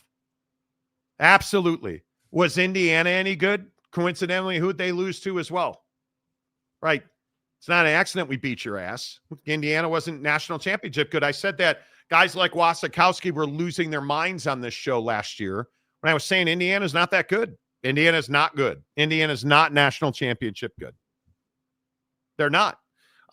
John Hamm for $5. Love the show, but it's almost like the Big Ten didn't get 4 in a 12. Leave it to John Hamm. No matter how the playoff ends up, they won't be, because we continue to see that the Big Ten is not who you thought they were. And it's not fine any way you slice it. You're losing in like Epstein, you got humiliated. Indiana got humiliated. Oh, I just win games. Google me. How'd that work out for you? Yeah, we didn't do much Googling during the CFP, brother. Yeah, how did that work? And I'm asking seriously. All this shit talking from the Big Ten, how did it end up for you? It's remarkable to me. It is absolutely remarkable to me. And you look at, like, all of the child molesters want to say, well, you know, we beat SMU and Boise State. Is that something to be proud of? You got the easiest path anybody's ever seen to the national championship, and you couldn't win a game. You had 2 warm-up games, and you couldn't win the game. You were never close to beating Notre Dame. Aller throws in interception, and frankly, we should have had 2 in that game. Like, come on. Like, it's remarkable to me that any Penn State fan is proud of what they accomplished in the playoff. You guys at Penn State, like, you keep telling yourself what you need to tell yourself to sleep well at night, bro. You keep doing that, bro. Keep telling yourself what you need to sleep well at night. Because, again, I'm just going to keep dying on the hill of stats, dude. You guys do not win big games. You are not national championship good, and you won't be until you fire your head coach. And that's as simple as it is, dude. Yeah, and I say the same thing about the SEC last year. Like, I mean, Tennessee can't lay the egg they laid. Yeah, certainly Texas got a lot of help last year. Hey, Sark, what was that against Arizona State, brother? Well, what it was what was targeting. That call? Right? Like, I mean, you look at the way. No, but like the calls during regulation, dude, with Quinn Ewers and the pick and like the play calling. Yeah, the play calling was just egregious, dude. Yeah. And I think you just have to take your emotion out of it and look at it realistically. I think this is a huge year for the Big Ten any way you slice it, because I think there's so many good football teams. And it's going to be really difficult if you are I mean, pick your poison. If you're Minnesota, I mean, you have a laundry list of shitty teams in the Big Ten. Pick your poison of trying to compete in a lot of those games against non-Big Ten teams. And I think it's going to be really tough. Maybe we should just be like, oh yeah, man, wow, the Big Ten is going to get 3 in just on easy ass schedule alone. I mean, maybe that's what we should be defaulting to, because that's the precise issue with the system, dude. Is that a team like Indiana, and maybe this year it's Minnesota. I don't know. But those kind of Wisconsin. Should be Wisconsin. I don't know. Maybe Nebraska could actually figure out how to be in the CFP conversation with Patrick Mahomes' wannabe. But do you know how big it'd be for the Big Ten if Nebraska was legitimately good? And I don't know if they are or not. I think they're one of the great unknowns of this conference. But if you go up and down the Big Ten ranks, Illinois, what is Illinois, 12th right now? I mean, if Illinois can finish in the top 8, good God, how massive is that for the Big Ten? If you look at Illinois, who's ranked right now? Illinois, Indiana, Michigan, Ohio State, Oregon, and the Chomos on Epstein Island. They're all ranked. How many of those teams are legitimately good? I think Ohio State. I think Michigan is probably they're probably properly ranked at 14 when you have a true freshman quarterback, you need to show us what he can do. I'm not a Cignetti guy. I don't believe in Indiana. You're going to have to show me that. But I think Nebraska is probably undervalued. I think the Fighting Sandusky's at Epstein U, they have one of the better defenses in the country. Does Drew Aller have more 100-yard passing games or 300-yard passing games? I think he'll have far more 100-something yard passing games. So yeah, I mean, that's the kind of guy he is. Wasikowski, I still say 7-5 wins the Big 12. What the fuck? Why do you always bring up the Big 12? What does the Big 12 have to do with anything in this discussion? This is you know what I like in this too? I love Big Ten fan who comes into this show and they're like, they do the whole Donald Trump thing. Hey, Donnie, are you on the Epstein list? Well, Joe Biden fell asleep at his desk. Okay. Hey, Big Ten fan, you guys kind of crapped yourselves in the playoff. Well, what do the Big 12 do? What does that have to do with anything, man? Yeah, the newest deflection is we're replacing the grass out front. Hey, Big Ten fan, we're really looking at the schedule here. It's looking a little soft. What do you guys think? Well, we're replacing the grass out front. The grass is dying. The grass is dead, and it needs to be better. I just don't understand why you cannot. Again, if you're a Penn State fan, hey, you support child sex abuse. Okay, why can't you own that? Yeah, just come out and say it, dude. Right? You're good with it. Baldy is out here taking control. You had Micah Parsons dry humping a guy in the locker room nude, allegedly with a knife. Like, we know what you guys do in the locker room. Like, come on. We know who you are. This isn't your first time. James Franklin's going to take some whistleblower and put him in the front seat of his car. We know what you guys are. Yeah, I mean, come on, dude. And you're going to lose big games. That to me is, he beats his meat like Sandusky was his babysitter. Dude, what is wrong with you? Dude, this is a family program, dude. This is why I limit, and you don't understand the full story, Penn State guy. Oh, I'm sorry. I just forgot. I mean, we must just be injecting. This is why I don't read. We must just be injecting all that stuff about pedophilia. Ooh, we get a new Penn State fan, Penn State Sports Talk. Never heard of you, but welcome to the show. Y'all don't understand the full story. Grow up, talk football. Oh, I understand the full story. See, I was working in the media during that entire story. I covered that story. I know the full story. You, sir, will not come in here and tell me that I don't understand the full story. You guys, Fuck you. Seriously, you guys are a bunch of sex crime covering up of abuse of children at Penn State. That's who you are.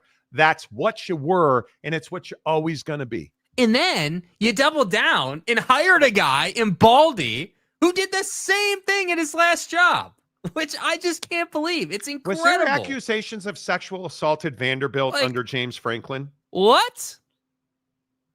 Were there accusations of sexual assault under James Franklin at Epstein U? Huh, funny. Best predictor of future behavior is Pat. Oh, never mind. It's fine. Do you understand at Penn State, they allowed child sexual assault to take place because they didn't want to lose football games? Do you understand that at Pedo State, Epstein U, you chose to allow kids to be heinously abused so you could win football games? That's who you are. It's who you were. It's who you're always going to be.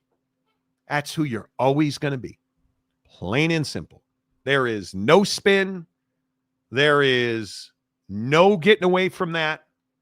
And Penn State Talks Sports, or whatever the flip your name is, you're probably on the wrong channel because we're not supportive of your team here. Shut the fuck up, Don. All right? We're not supportive of your team here. And it just, to me, not off-field rumors are, bro.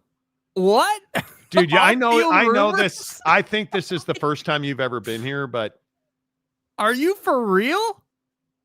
You know, I mean, is this real life right now? You just said those are off-field rumors, dude. Well, at least you have a lot in common with the scumbags up in Ann Arbor. I mean, that is incredible. I mean, there are levels to the game, and then there's this. Like, how is it that dudes are in prison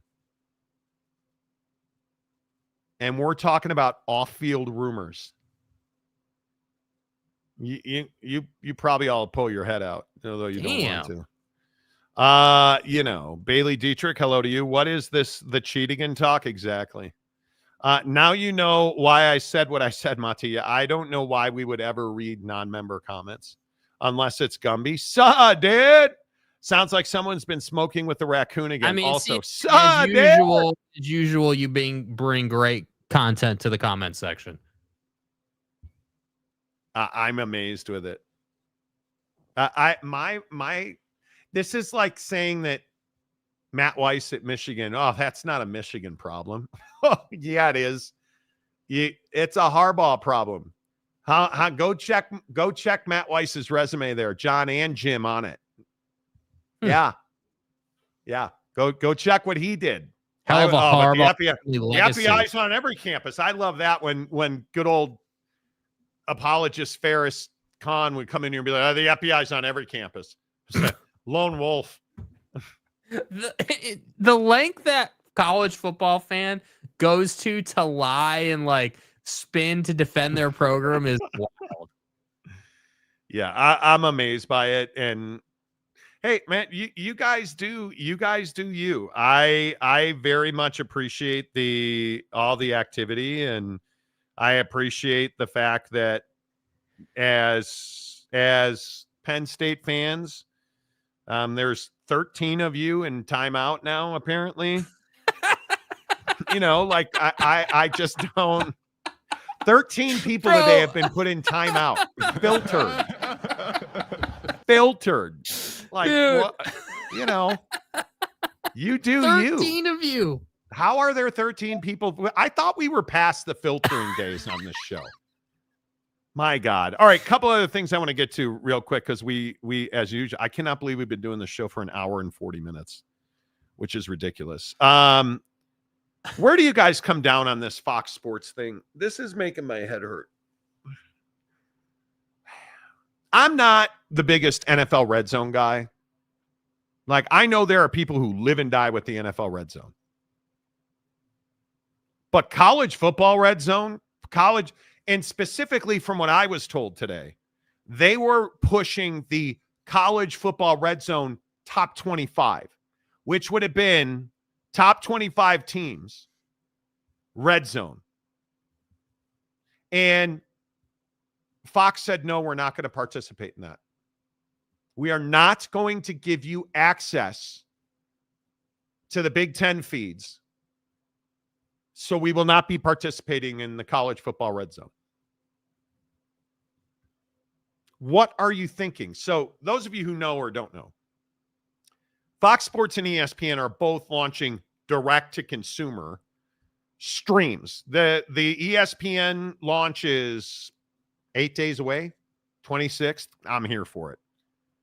They're going to have a combined app where you can pay $39 a month and get both Fox Sports and ESPN. So all Big Ten games, all SEC, Big 12, ACC, pretty much every major college football game of consequence in one app for $39 a month. Sign me up. But why would you say no to a college football red zone? Why would you say no to that? That to me is wild. Like Jake, I would have supported a college football red zone without certainly. question. I mean, you're talking about a network that just fired 3 talking head shows, brought in the great Dave Portnoy to try to save them or help them. I don't, however you want to characterize it.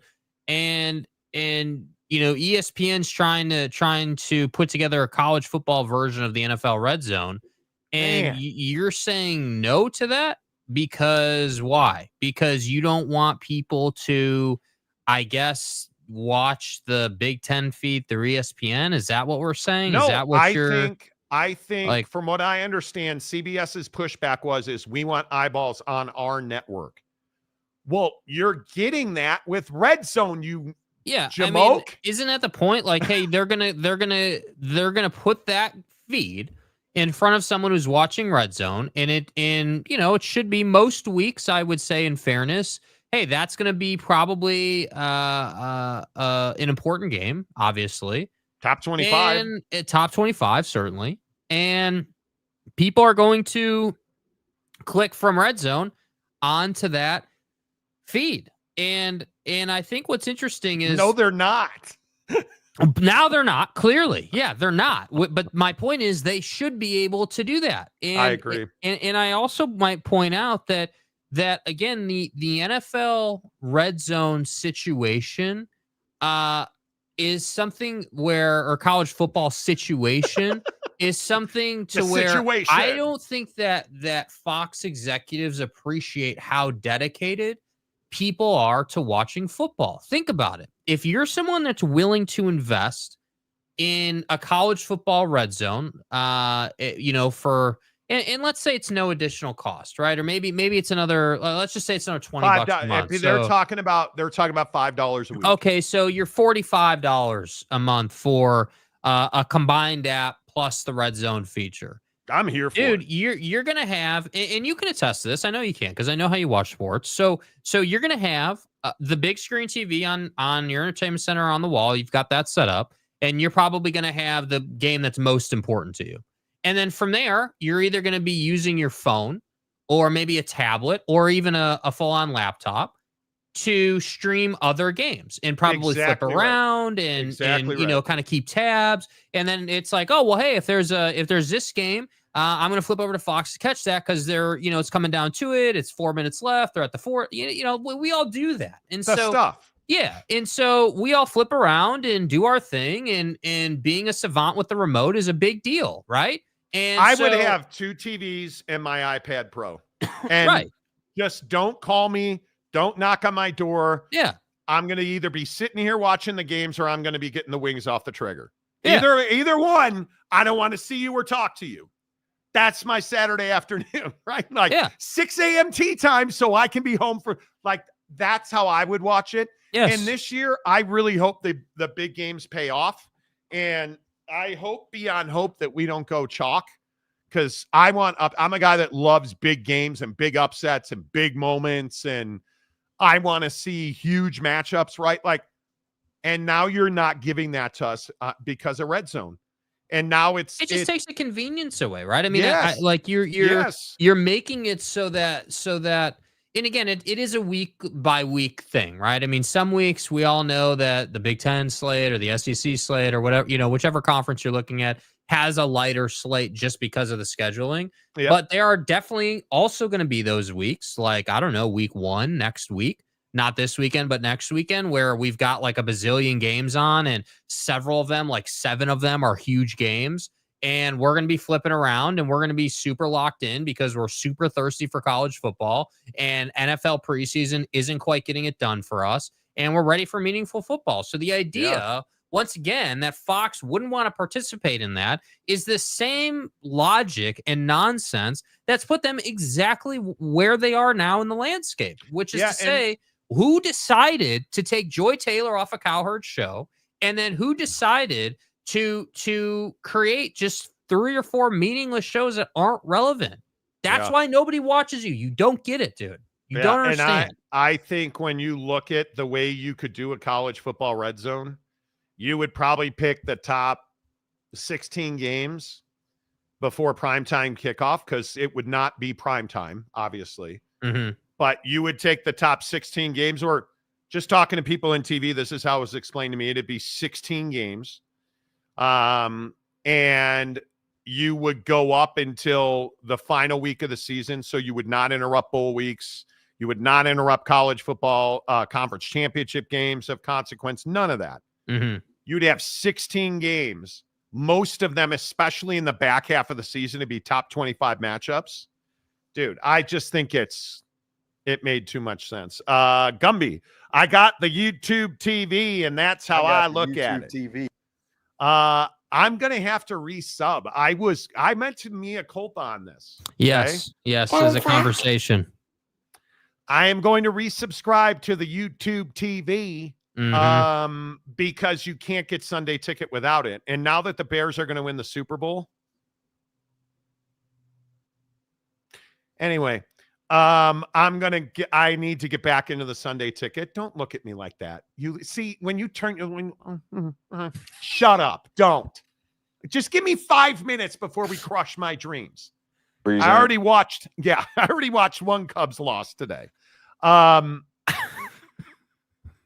going to have to resubscribe to YouTube TV. So base plan plus the ticket. That's all you need. Yeah.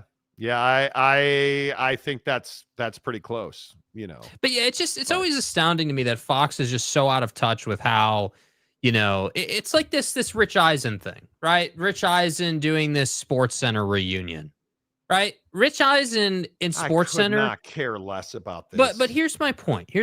Rich Eisen, going back to Sports Center. He's not going back to Sports Center for a dude like me, bro. This is a debut. Like, I didn't watch you back then. What is the stay hard for Rich Eisen? Can somebody it's not personal.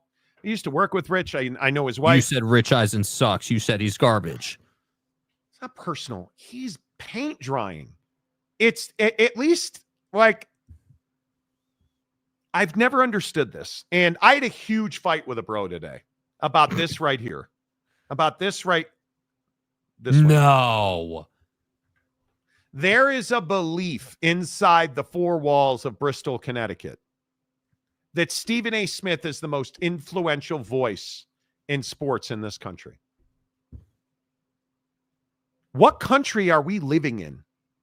And I admit, there's a lot of days I wake up and I'm like, I don't recognize this place. Stephen A. Smith has zero impact to me. I don't watch Sports Center. I watch some Scott Van Pelt, but I'm 199 years old, so I'm in bed by 4 o'clock in the afternoon. But I watch Scott Van Pelt Sports Center, or I don't watch any. I do not watch Pat anymore. I've never been a talking head screaming A thing, Skip and screaming Shannon. That's never been my speed. I think Stephen A. Smith sucks on the NBA, if we're being honest. So when you tell me, oh, Monty, Rich Eisen back to sports. No, he's not. And I'm not here the wagons, for it. Monty, he's back. It's so boring. And I'm trying to figure out, is this just Espen cramming shit down our throat? Is that what this is? Just like, Rich Eisen, take it. Is that probably too much? Definitely too much. But is that what that's what this feels like? Oh, Monty, Rich Eisen's been what a good guy. Who cares? He's boring. I'm going to be so pissed that the Cubs are about to lose 5 straight games to the Brewers. And you want me to watch Rich Eisen? Nah, bro. Let me tell you what, Nat. Go run the 40-yard dash again. I don't give a rat's ass. Right? Like you. And I get, for those you don't know, ESPN now owns NFL Network. And Rich used to work for ESPN, left to go to NFL Network. Now he's back in the family. Oh, man. Wow. Family. That's great. I'm not watching. Yes, I'm a red ass. Totally get it. I'm a jerk. Okay, fine. I am not watching. Wait, you didn't sign up to Tubi to watch Rich Eisen? Bro. Sports talk in this country is so broke. I don't know how to explain it. I'm not trying to convince you. I'm not even saying our show's good. Ask all the Michigan fans. It sucks. Sports talk in this country is broken. When Stephen A. Smith is believed to be one of the most influential voices in this country, we're lost. We're lost. We're lost. Oh, yeah, Stephen A. Hey, man, Stephen A. 2028, bro. Is that the year that we never have to hear him yell again? I'm down for that. Oh, you mean he's running for president? Because don't we all? Y'all are trying to write in the great cowboy defender so we can watch this dude go full SAS mode from the Oval Office on dictator okay, Vladdy. Executive order. Jerry Jones is dead. Right? Like that's what we would get. Dude. That's what we would get. Sass and Skip are not serious sports talk. It's performative theater for simps. Well, and Jake, stop being stupid. Oh, my Roku. bad. Sorry, I got confused. Roku versus Tubi. My bad, dude. Sorry. Oh, Sorry, look, bro. Anthony Eason back in the comment section. Oh, look at your dog. Yeah, nice, Pat Mac is more entertaining. I just don't watch Pat McAfee because I'm in the middle of a million other things now at that time.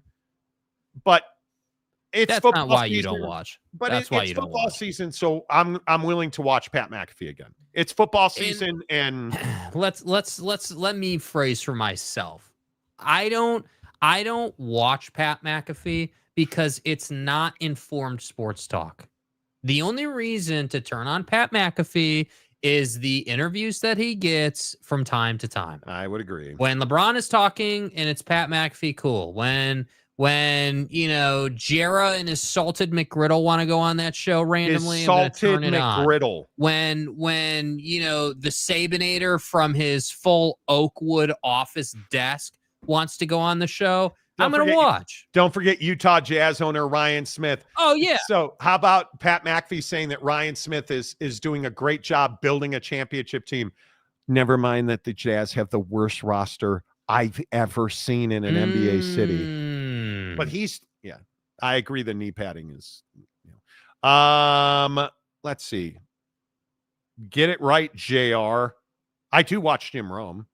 Johnny Gonzalez, breaking news, Jerry Jones is dead. Probably not. Eric Wasikowski.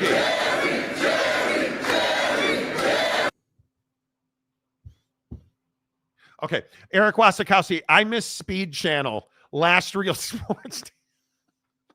Speed Channel. Ice off of a urinal. Different speed. My bad. Let me read some non-sport. Who the fuck is Ralph Wolf? Do people watch ESPN besides the game? I don't, Ralph. You might have made it through the filter here. Yeah, I agree with you. I don't really watch it for much. I don't. Elk. Is that the same thing as the Deers? I'll listen to PTI and Hoops Collective podcasts. I like the Hoops Collective. From form till they take it off the air. But other than them, it's pretty much just you guys and Josh Pate. Josh does a great job. Where are you guys at on podcasts? Joe Rogan, I try. I used to be a religious Joe Rogan guy day. Mm-hmm. I'd even sit through the commercials, right? I wouldn't even fast forward. And Joe has just turned into something I don't understand. So, like, he's lost me. Joe has turned into a clip farmer, in my opinion. Somebody who tries to manufacture conversations with his guests that will get attention. And I think that is why he's lost his way, in my opinion. Yeah, I think that is interesting. I think Tucker Carlson's done some good shows lately. I will dip my toe into Tucker's universe occasionally. Dax Shepard, if you're not listening, or really I watch Dax Shepard. Dax Shepard has one of the most entertaining podcasts in the world. And I'm telling you, Gumby, also love Uncle Monty's shirt today. Yeah, dude, nice shirt. Is that a new shirt? Shut up, Jake. I mean, I've never seen that shirt before. Now that, God, I shouldn't bring this up. You're still fat, you fire. Now that I've lost a good bit of weight, I was able to, for this weekend baby shower I went to, I did go and buy a couple of new polo shirts. And I needed a burgundy shirt. I have some burgundy in my repertoire. So they had this burgundy shirt. It's a Callaway golf shirt. Jake, That's what do you nice, think? dude. How much do you think it was retail? 80. I wish. $97. What? It's stupid. Monty, I verified you can buy Sunday ticket through YouTube. Do not need YouTube TV. Dude, I tried. And maybe I'm stupid. Chad Perling, hello. If I get the NCAA Red Zone, will I be able to watch the new Mountain West Pac-12 rivalries? Believe you will. For free. Jim Rome is still living off 30 minutes of fame in 2008. Yeah, I'd totally disagree with that. I don't think that's. I don't know what that's a reference to, with all due respect. Phil Fenzer, Vegas odds came out. The Jazz winning only 18 games. Whoa. They're winning a championship this year. They have built a competitive roster, Monty. Big game hunting. Yeah. Big game hunting. Gumby. Damn, that was cold. Exactly. The awkward guy. Hello. I got one. I'm excited for Joy Taylor's OnlyFans. You know it's coming, dude. Well, Monty, if we're talking podcast, Joy Taylor in a bikini on her OnlyFans account doing podcast content, man, that's what I'm here for. Wow. Okay, so Chaboy is at the airport this weekend. I am waiting for an Uber at the worst airport I ever go to, which is Salt Lake City. I hate that. You're in the minority on that one, bro. I know, it was just voted the best airport in the country. Yeah. If you fly Delta, it's a great airport. It is. If you don't fly Delta, good luck, dude. Play cripple because you need somebody to drive you your B gates. And these two dudes in the Uber line post B7 at the Salt Lake City airport. Right. Arguing whether or not OnlyFans is worth the money. Bruh. Like, just having a conversation. I can't. Listen, we're going to make that trade for Jimmy Buckets, and we're winning a title. OnlyFans, it's just got to this thing. Like, this guy is making this. Apparently, they do. Again, you guys know, I think pornography is the great destroyer of men. Never even looked at OnlyFans. They do this thing where they blur certain so you subscribe to a channel, and they still blur content until you tip them. And the guy's like, well, I subscribe and she still blurs it. And then I got to tip her to see any. And it's one of the greatest lines I've ever heard. Yes. If I want to see that ass, I still got to tip her. It's just these two 25-year-old white guys having this argument at post B7 at the Salt Lake City airport. If I want to see that ass, if I want to see that ass, tipper. And I'm just saying to myself, why do you subscribe if you still have to pay more to see what you went there to see? I'll never YouTube TV again. I will. And in Utah, those of you who live in Utah, and I know we have a massive following in Utah, but for those of you who don't know, pornography is wholly blocked here. You can't watch pornography in Utah unless you would like to put your ID in, and then you can. Yeah, you have to give the state or some filter. I don't even remember now. You got to give them your ID, and you got to send in this. And if I got to register my identity to watch porn, I'm probably not watching porn. Anyway, it's one of the most ridiculous things. I will never understand why so many of you pay OnlyFans. I'll never get it. And then complain when she wants you to pay her more money. Yeah. And donuts. Hey, and donuts. Rogan has lost his way. Agreed. Apparently. We are here for podcast triggering 3, 2. I hate the word podcast. It's a whiteout in the timeout. Okay. It is a whiteout in the timeout. Yes, it is. Yes, it is. Anthony Eason, Rogan forgot what made him great. I used to know Joe Rogan as a truth teller. Like, the reason I listen to Joe is he used to talk about things that most people were uncomfortable talking about. And I really like that. And he doesn't do that anymore. I feel like there's so much, like, letting Aaron Rodgers go on that show and just lie about all kinds of stuff was crazy. Disappointing. But isn't that where Joe Rogan and Pat McAfee lost their way? Now, having said that, Joe Rogan, I think, is still the biggest podcast in the world. And if not, he's one of. And I guess I could look that up real quick, because I think it's him or like, but I shouldn't say that, because the Kelsey podcast broke an all-time record, which Taylor Swift. Mm-hmm. But I don't want to, obviously, let's see. Hold on. Q1 2025 top podcast, Joe Rogan. Oh, Crime Junkies. I've dabbled in that show. It's all right. Theo Von. Theo Von can be funny at times. Is it weird that Theo Von has trouble talking about serious stuff? I feel like Theo Von gets in trouble when he talks about serious topics. Yeah, he doesn't know where to go. He's more of with a funny guy than a serious guy. He is. Like. He needs to be making he fun tries. of stuff. He tries to do the serious thing, but it's not great. Yeah, I totally agree. But there's a bunch of good ones that I dip my toe in. There's stuff. I think it's stuff you should know. Could be getting that wrong. That's good. I think Dax Shepard's remarkable. I think Dax Shepard. I like Tucker on occasion. I can do a couple of shows, and then we just depends what you're talking about with Tucker. Yeah, it gets crazy. But we'll see. That's the interesting thing with Tucker. Tucker's had to come back to the middle a little bit because he's on his own. So he's forced to play the game of like trying to, because he needs views. I would agree with that. Like, I'm not saying he's not conservative anymore. I'm just saying that he's had to come back a little bit. I keep kicking a wire under my desk. Stupid wire. Yeah, I would agree with that. I think that's it. Do you guys listen to Huberman? You guys know what Huberman Labs is? Good health and science podcast, but you know. Anyway, yeah, you want to throw your podcasts into the mix, please feel free. Theo Von is funny, but you can tell he is making stuff up at times. I would agree with that. Podcasts are for freaks. Okay. You know. Dude that buys Diary of a CEO is a podcast I enjoy as I'm working. Ooh, I'll check that out, dude. I'm always looking for new ones. Midas Report beat out Rogan sometime back. Not on the regular, I don't think. Did they really? Let me look that up. Let's see.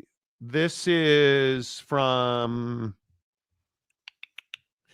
why don't we go Apple? Number one today, Taylor Swift. Mick Unplugged. The Daily with it. I listen to the Daily every day with the New York Times. Crime Junkies 4 and Joe Rogan 5 on Apple. iHeartMedia, which is a big one. Joe Rogan by a lot. Taylor Swift, number 2. Q2. Are we already in the third quarter? Just about. God damn. No, not just about. We are July, August, September, October, November.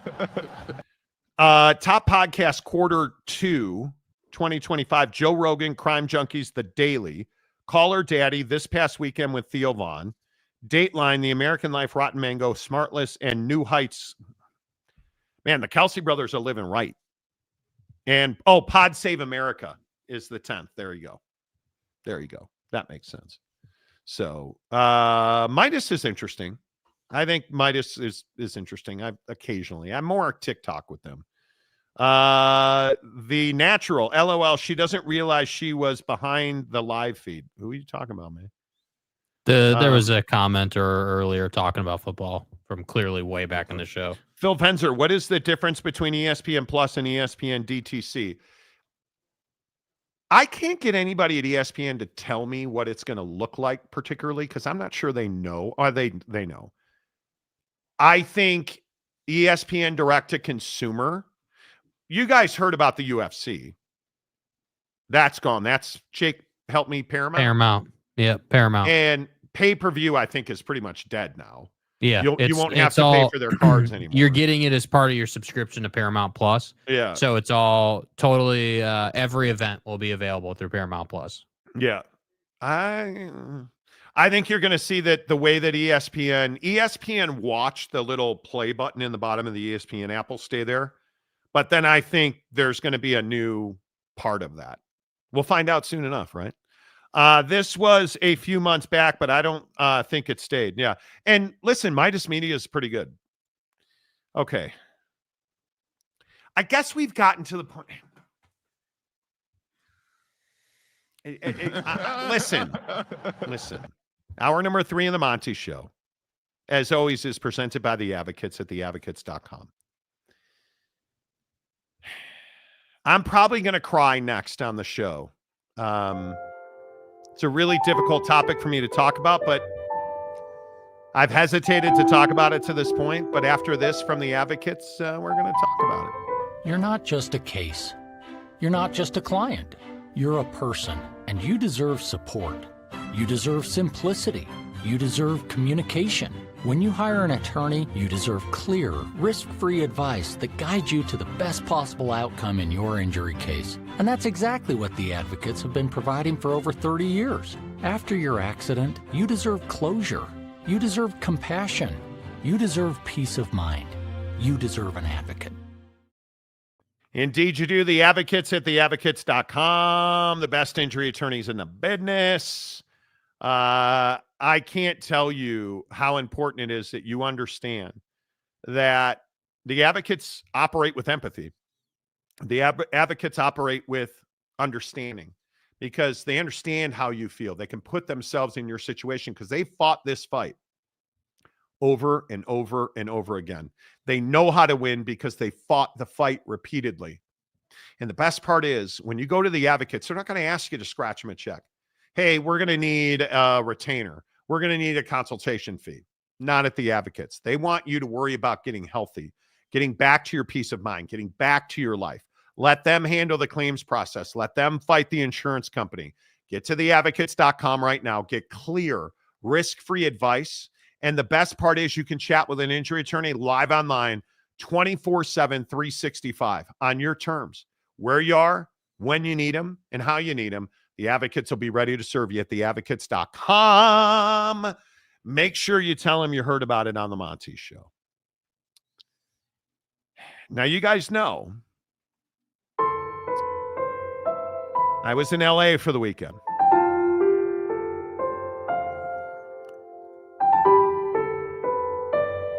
Caught a flight home yesterday. Intentionally made sure it landed by 4 o'clock. Had to go to Costco. Had to meal prep. Had to get some Chipotle for lunch. Plenty of time to make sure I got back to the crib to watch the Chicago Bears win the Super Bowl. I mean, let me tell you something. So how stiff was it while you were watching this game? I mean, were you just in full many blast times. mode? Stay hard. I'm many times. Now, I'm a little put off. I'm off-putting. You should be, you're fat. I'm a little put off by all of the Vegas odds and everybody moving Caleb Williams. I heard one asshat in Chicago today. Put him on the MVP watch list. Please don't. Please don't do that. Please don't. Please don't. Please don't. Because then jack wagons like Wasikowski, who told me Caleb Williams was a bust, got all of the Packer fans. My guy Reggie in the comment section, who can't watch the show live, but is always in the comment section talking about how bad Caleb Williams sucks. I don't want to hear about his mom. Yeah, I don't want to hear about mom's titties today. I don't want to hear about painted fingernails today. Caleb had a good day. Dominated the Buffalo Bills. And you know what was so satisfying about this? He never looked rattled, not once. Oh, Monty, he's running backwards. Well, what would you do when wholesale blitz and, again, the left tackle decides not to block anybody? Threw the ball down. Great job. Screen was blown up. Last year, he tried to throw that for a completion. This year, he threw it into the ground. The passes down the field, the systematic throws that we saw, Jared Goff make for the last 75 years in Detroit. I mean, Caleb's making every one of those throws. Yeah, but he sucks, and Goff is really good, He's making every one of those throws. The tight ends, that cheating scumbag from Michigan, looked great yesterday. Cole Kmet, right down the seam, looked great yesterday. The throw for the touchdown, great yesterday. I'm more impressed with the composure. I'm more impressed with his ability to move linebackers. I'm more impressed with his ability to get the football off before the false start. Did you see the Bills left tackle false started like 7 times? I just thought the Bears offense looked cohesive. They knew what they were doing. The wide receivers blocked very well. That scumbag cheater from Michigan ran really good routes, which was our biggest concern. He wasn't an NFL route runner last year, but you can get away with that in college, running really good routes right now, figuring out how to use Cole Kmet and that scumbag cheater from Michigan. I think they fit very well together in the offense. Rome looked good. Moore looked good. I have very few complaints about that Bears offense. I thought they ran a very smooth operation. I thought Caleb looked comfortable and in command. Didn't miss a single read, which had last year because, they broke a sack in a season record, 67 sacks last year. He did not look comfortable many times last year. He looked totally comfortable and in control, and I felt like Luther Burden blocked exceptionally well. I felt like, Zacchaeus looked really good running routes, caught the ball well. I think he's going to be one of the breakout stars of fantasy football this year. DJ Moore blocking really well, catching big balls because he's got big balls. Jake, I just don't have a lot to complain about with the Chicago Bears for once. Yeah, and Tyson Bagent looked really good too. What'd you think of him? Do you guys see what I deal with? Like Tyson Bagent, who actually didn't look. He didn't look, actually. No. Caleb Williams has, an MVP caliber performance. He's the best quarterback in the history of the NFL. Right. No cleavage, no thumbnails to talk about. Well, his nails are painted, but what do I get when I walk into the studio today? Oh, silver nail paint, Monty. That's what I get when I show up to work today, prepared, do the show. Silver nail paint, Monty. A non-sports anything you want to throw in there? Silver nail paint. What's a better color, silver or black? Nail paint next week, Monty. That's what I get. And now I get, Tyson Bagent, starting quarterback for the beloved. Yay. F you. F you. You suck.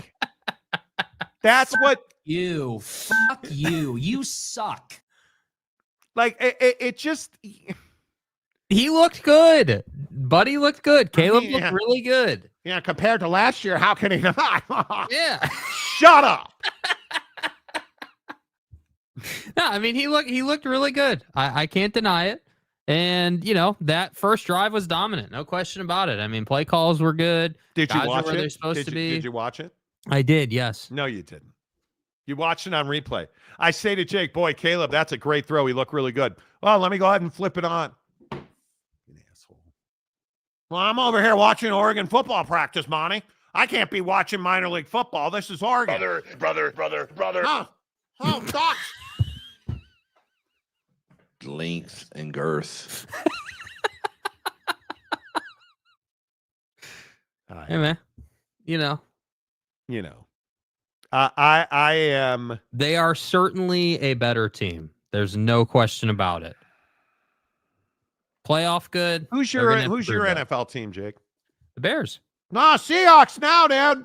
Yeah, the Bears. They are. Don't talk crap about my team. No, I'm a Cubs fan, Monty. No, you're not. No, you're not. You're nothing. I know. I've got the NFL MVP as my quarterback. Who's your quarterback? All the bandwagon Bears fans are back now. We're going to the Super Bowl. Shut up. We're the best. We're winning the division. Shut up. Yeah, when Hendrickson ends up in Detroit, let's talk about winning the division. Shut the fuck up, Donnie. Cowards. Where were you last year when he was getting sacked 67 times? Well, we were at Oak Street Beach sunning our asses, dude. Yeah, I was at home crying on the couch. A lot of tears here. Somehow I take pride in the fact they were terrible last year. Terrible. Ebersucks was terrible. Yeah. I feel very good about it. I feel really good about where they are. I think the division's wide open. I think when you look at how much J.J. McCarthy has struggled in Minnesota and the excuses that are already being made on his behalf. I think the scariest thing is I do think that Trey Hendrickson is a candidate to land in Detroit. I think they don't know what Hutchinson's going to look like. How foolish are the Bengals, dude? Like, how do you mess it up that bad? And I don't know how you fix it, because I think Detroit knows they have a real need for pass rush in this division, because I still maintain the Bears are the third best team in this division. And I think when you start looking at the Packers, think the Vikings are the worst team in the division, right? I have that right. I don't think there's a worse team in this division. That my opinion is. I don't think there's a worse team. I think the Vikings have a lot of offensive weapons. Yeah. I think it's going to be very difficult for anybody to go into this season with confidence with the way that J.J. McCarthy's played. I mean, he has looked really, really bad. And the interceptions he threw, the just lack of spatial awareness. I mean, there was one. They're playing the Patriots, right? I think they played the Patriots. There's one of those throws in the first quarter where he, if I remember right, he backpedaled, never got his head up, then tried to spin to his right and ran right into his offensive lineman boxing a defensive end. And then the defensive end just knocks the ball down.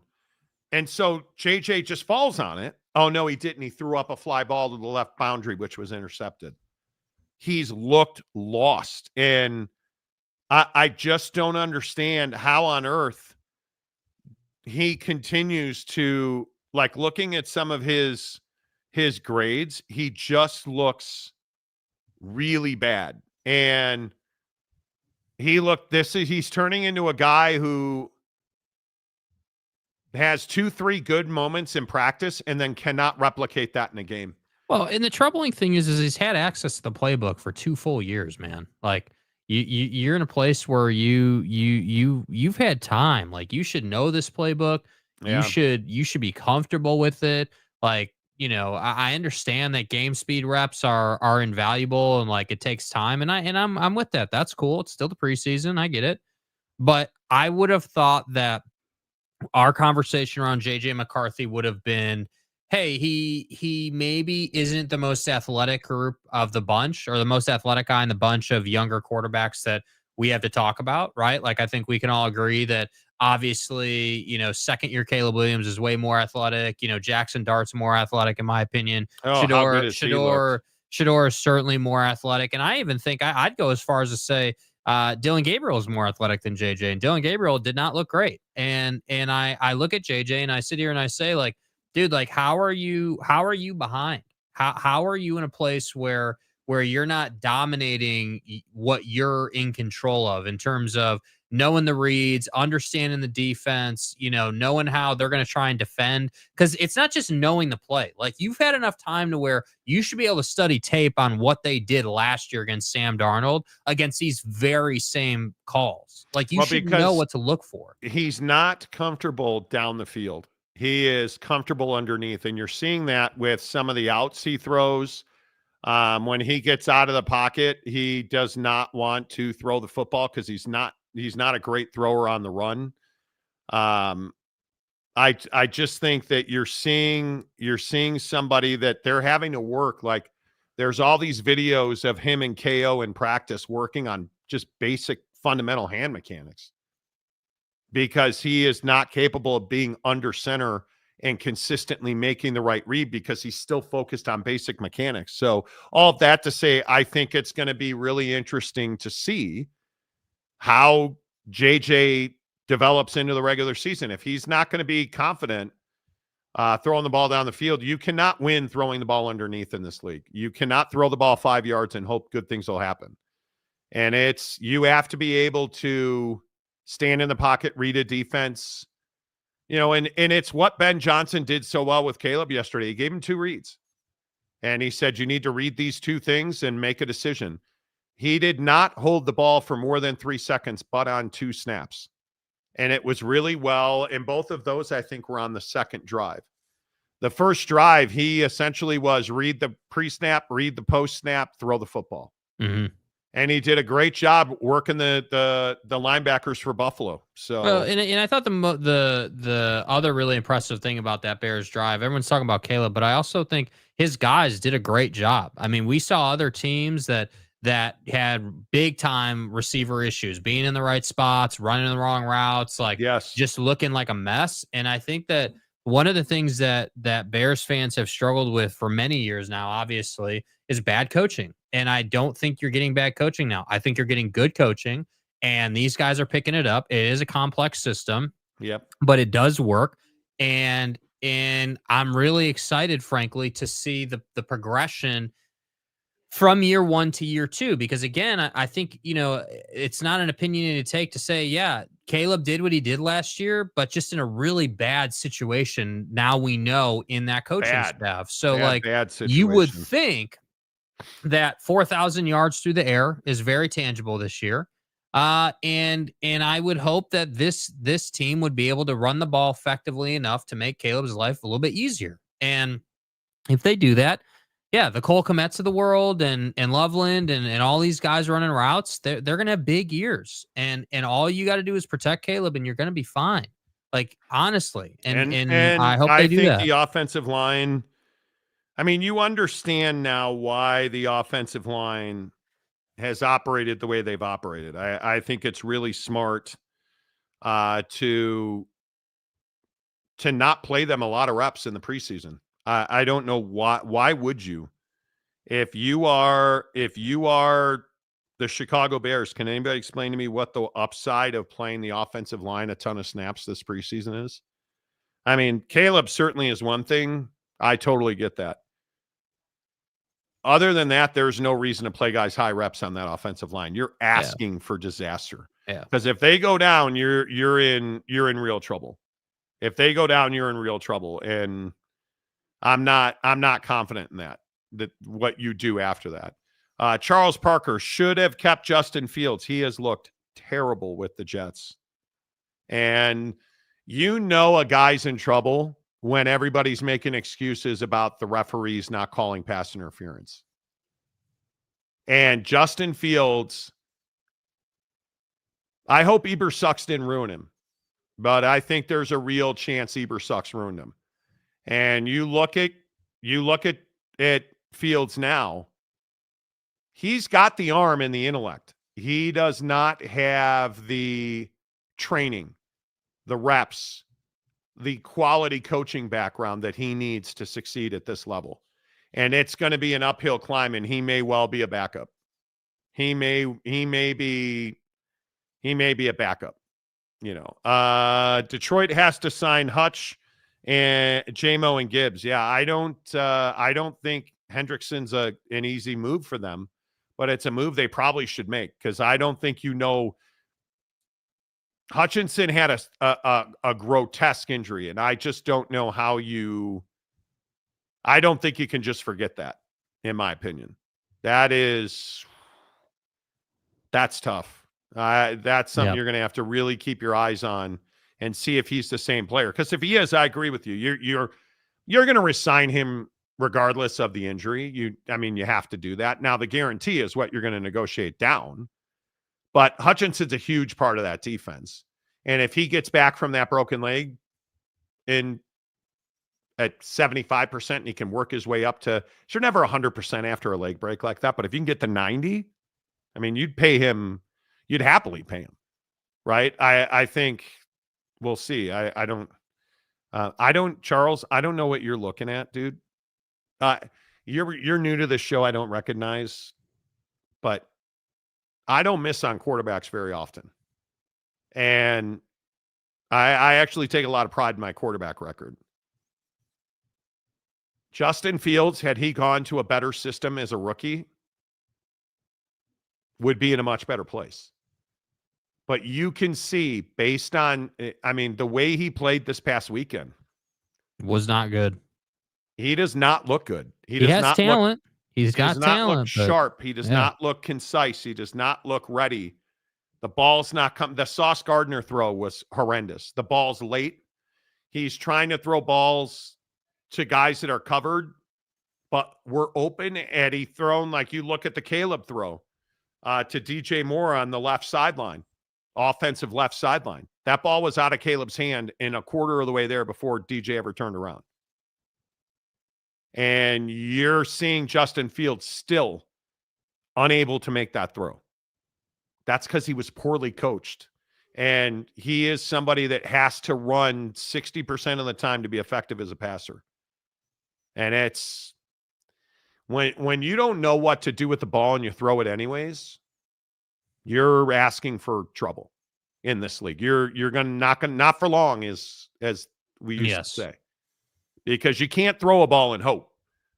You know what I mean? Like, you got to anticipate. And it's just tough. I really like Justin Fields as a player. But I just don't think he's that dude, man. I don't think he's that dude. And that is just tragic is probably too much because you control a lot of your fate. But I just am not feeling great about what I'm seeing from him. I don't feel good about that at all, which is why I've delayed on Prize Picks. Now, I had a dominant Prize Picks weekend. Prize Picks today, I'm not going to lie, it's rectal. It is going to be tough. It's rectal. Dude, I don't know what the flip to do with the Chicago Cubs. I have seen some teams flame. This team can't hit. And watching their ball game this afternoon, beyond pissing me off and ruining my afternoon, the at-bats are freaking horrendous. They're so bad.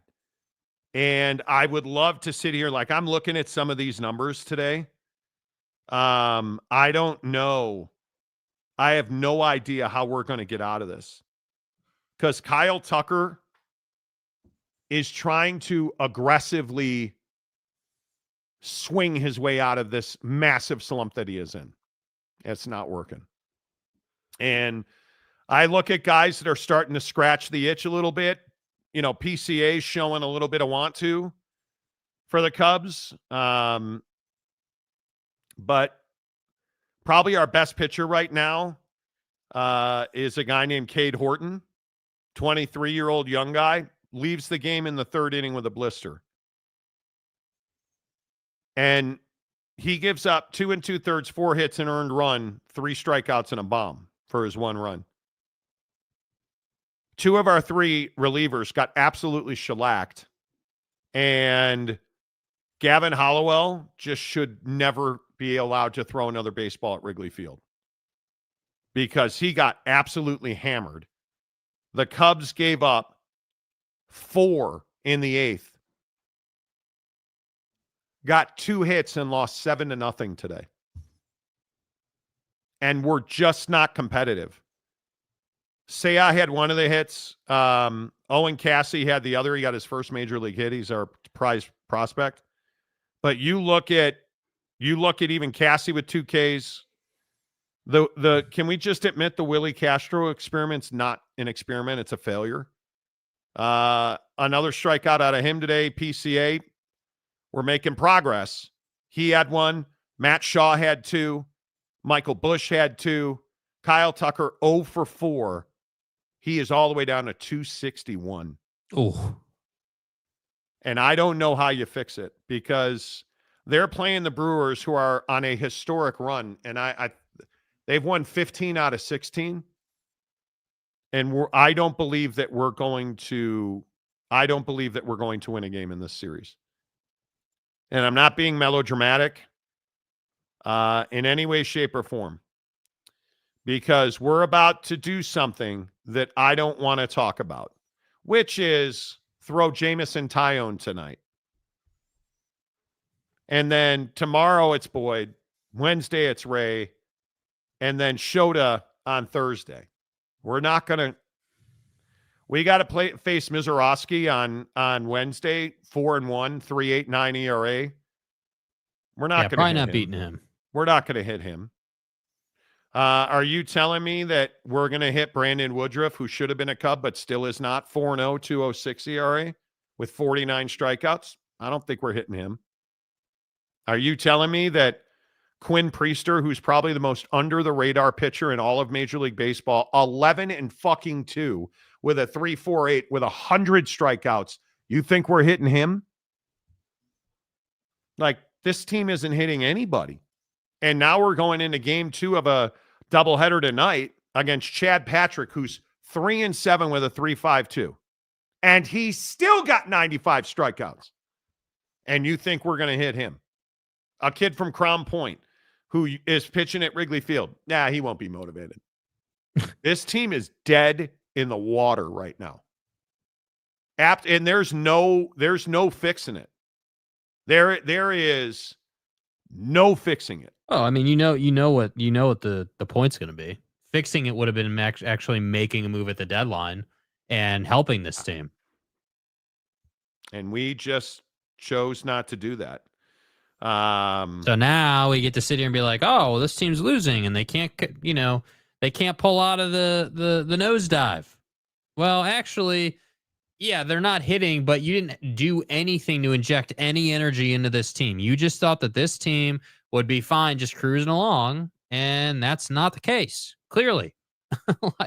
Clearly not the case. And so I look at some of the talking points around this, and homies, I'm telling you to stay away from the Cubs offense, because that's a huge mistake.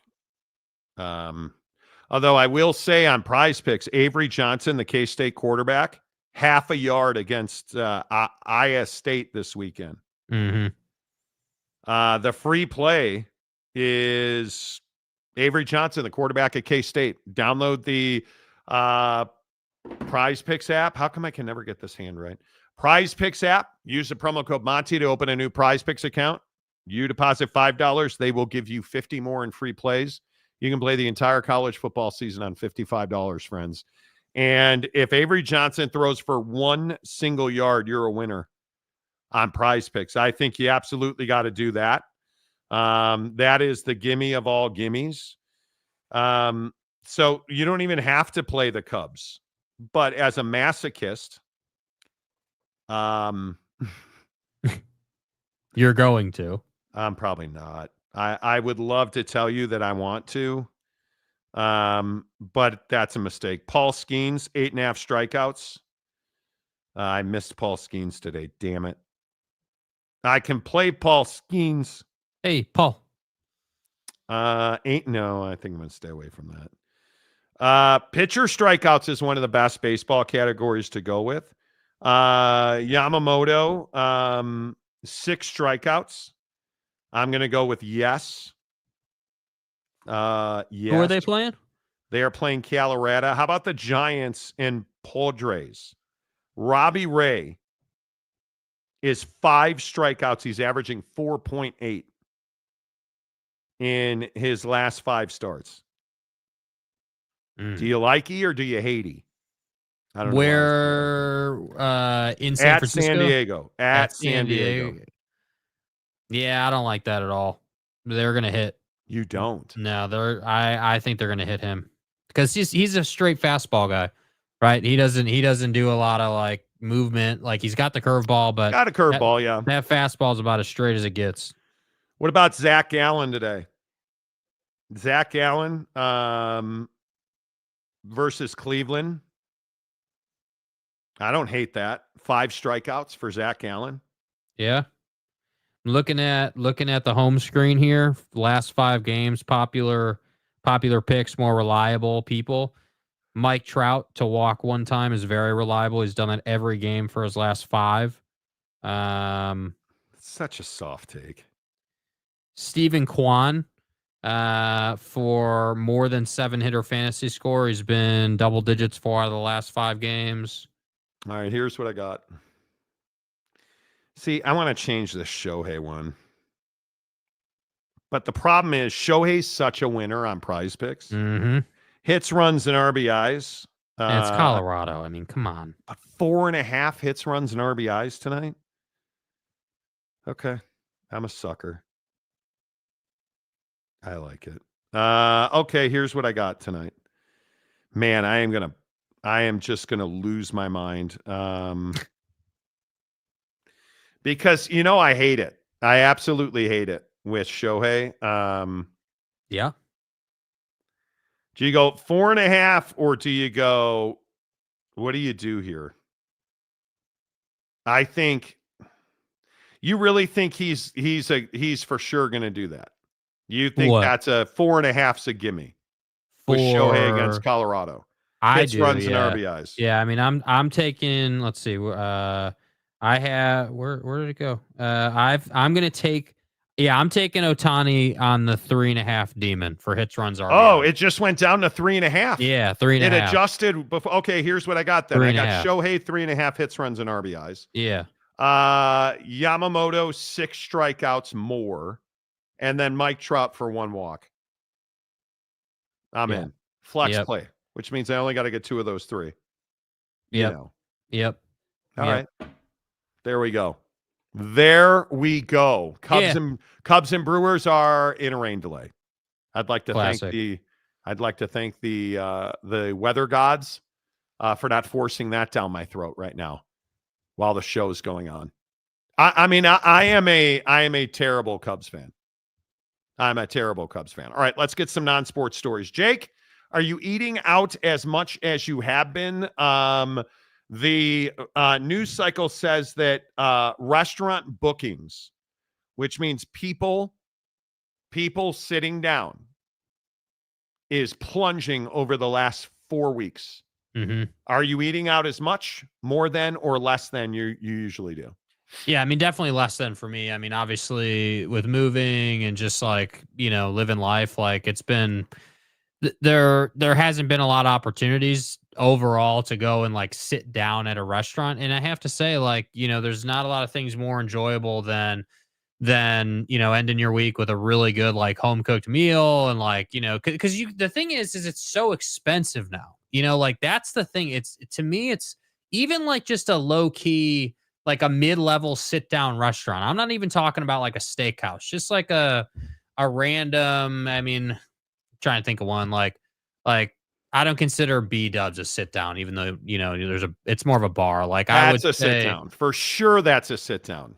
Yeah, I mean, I'm more thinking about like when we went like places like Islands in California or like the Chili's of the world or whatever. Like I'm just not frequenting those places as much because they are expensive. Like they're really expensive right now, and I know that might seem a little petty, but a island style place, I should not be over $100 for 2 people there.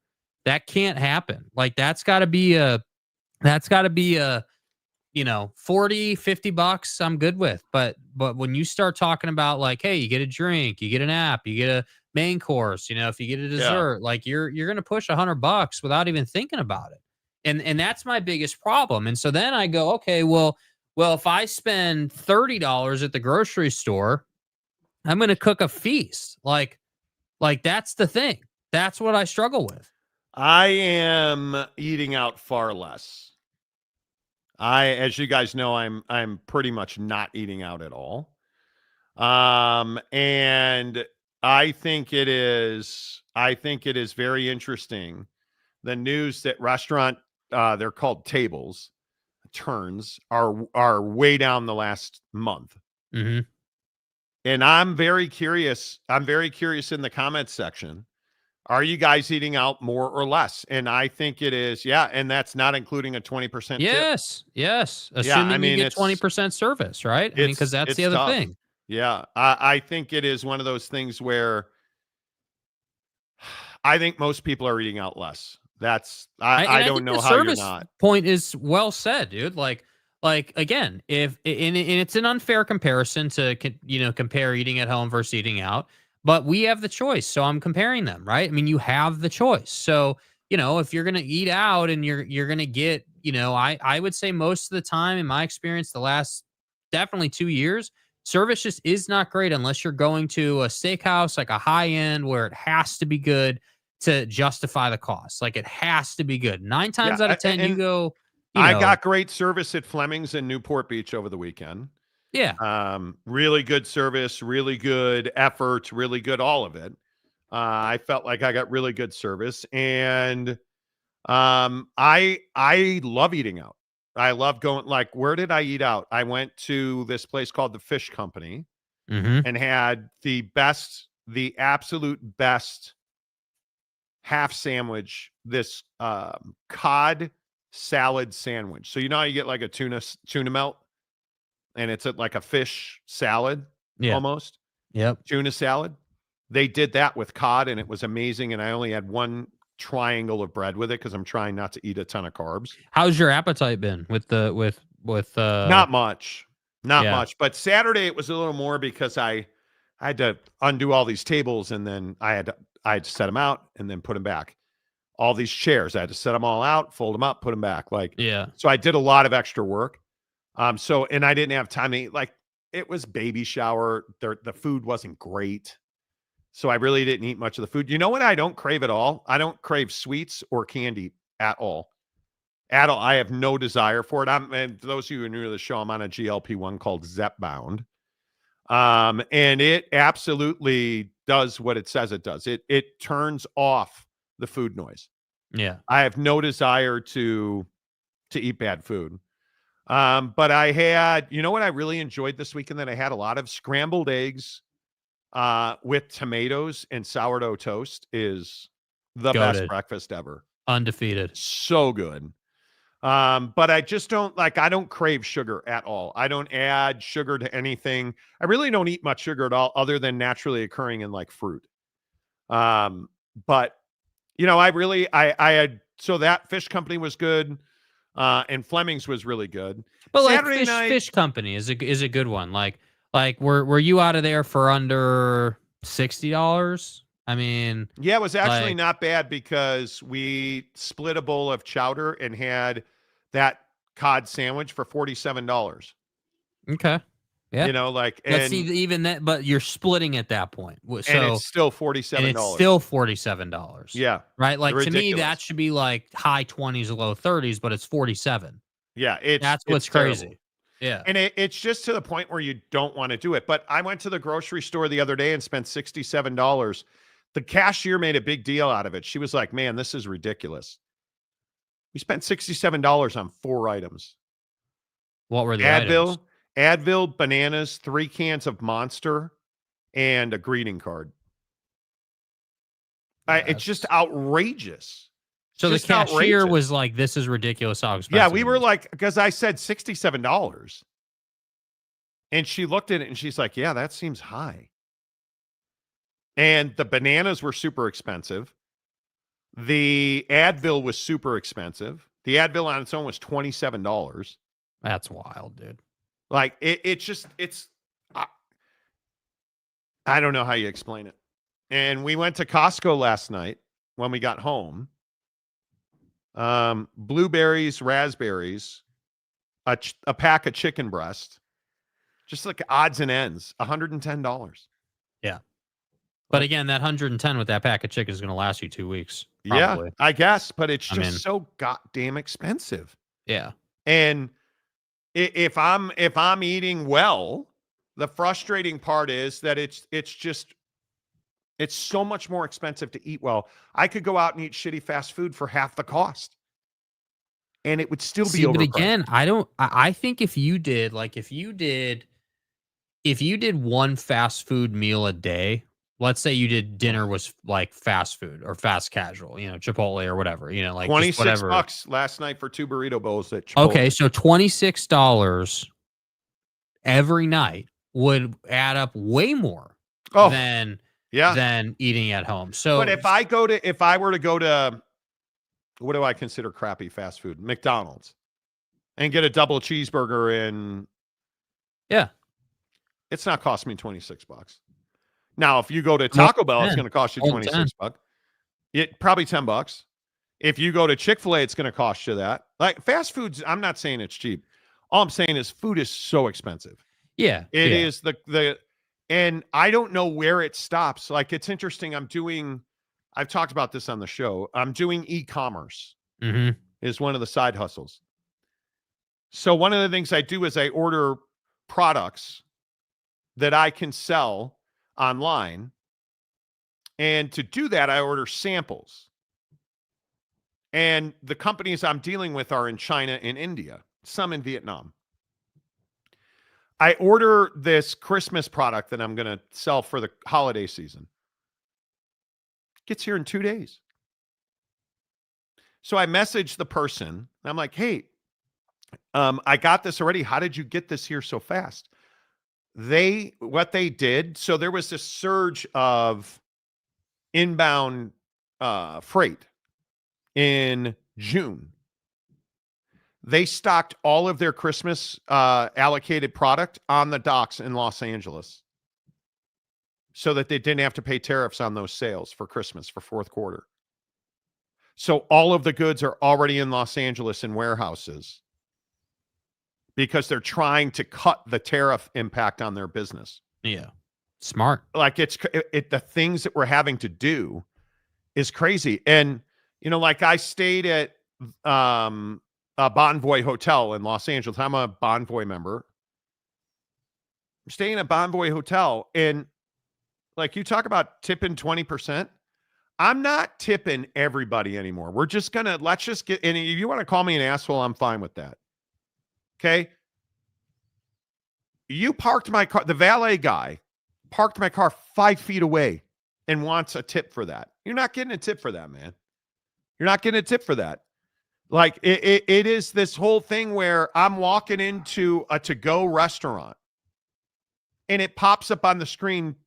Are you going to tip? No, I'm not. You're already charging me a left nut for the food. Now I got to tip you on top of that for essentially a fast food joint. Like yes, Gabe. Yes. The tipping culture needs to die. We both know damn well what the extra questions on your kiosk is asking. It is getting out of control, man. Like if I go to a sit down like Fleming's, okay, I'm tipping well. I'm not tipping McDonald's. I'm not tipping fast food workers. I'm not tipping 7-Eleven. Like I'm not doing it.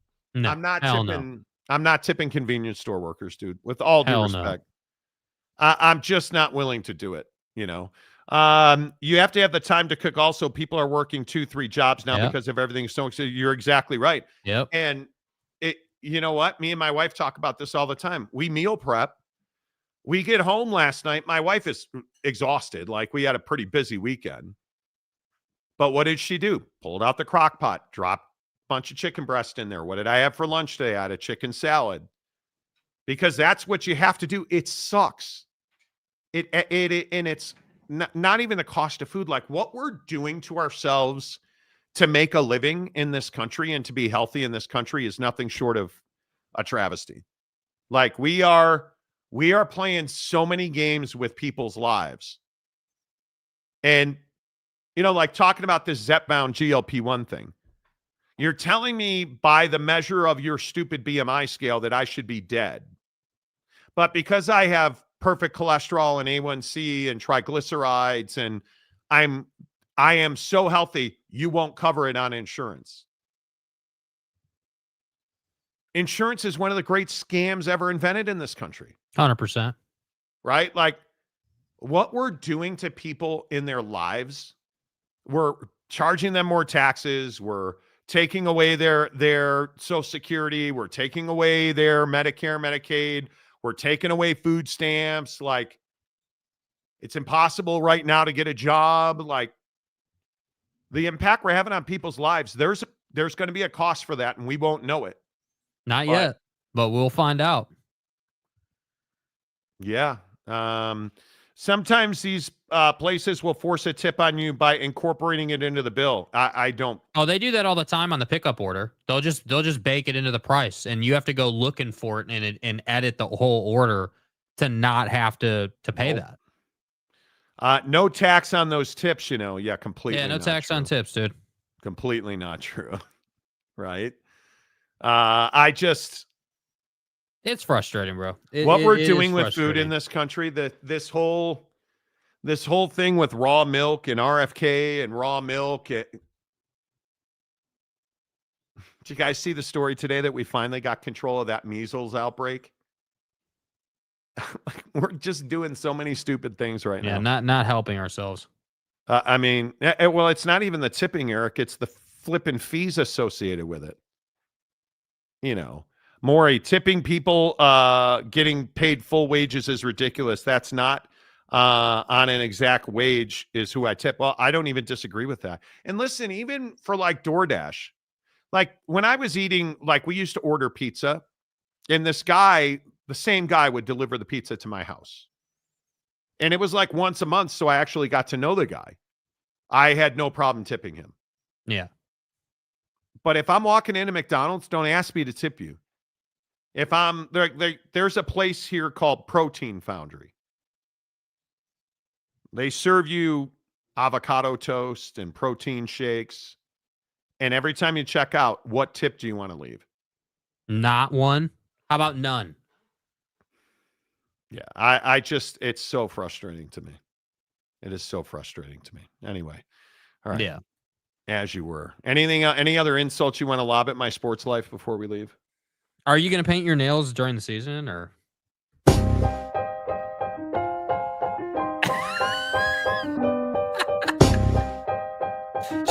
Are you going to get a Caleb Williams jersey? Like, are you going to do that? No? Okay. I thought it was a reasonable question. More of a Cole Kmet guy? I was going to skip this story today, but because you're a jerk, I'm not going to skip this. Do you know what this is a picture of? That would appear to be a prosthetic leg of some variety. No. That's a short guy getting his leg extended. What are we doing? You know why we're doing that, Jake? Why? Because millennial men have a complex about being short. And there's a new survey out that you jabronis feel victimized by dating apps who allow women to filter their next soulmate, if you will, by 6 feet and over. And people are legitimately pissed. So it's turned into this whole thing where, quote, being short is a curse. You want to know how crazy this gets? And I struggle to even say this. Men are paying on average,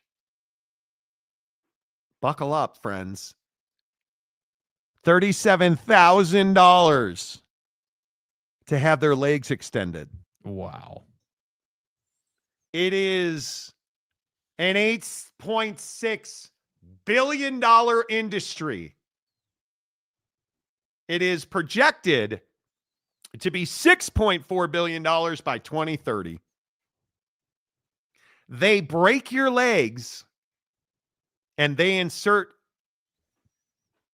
these little carbon fiber to lengthen your legs. What are we doing, dude? What are we doing?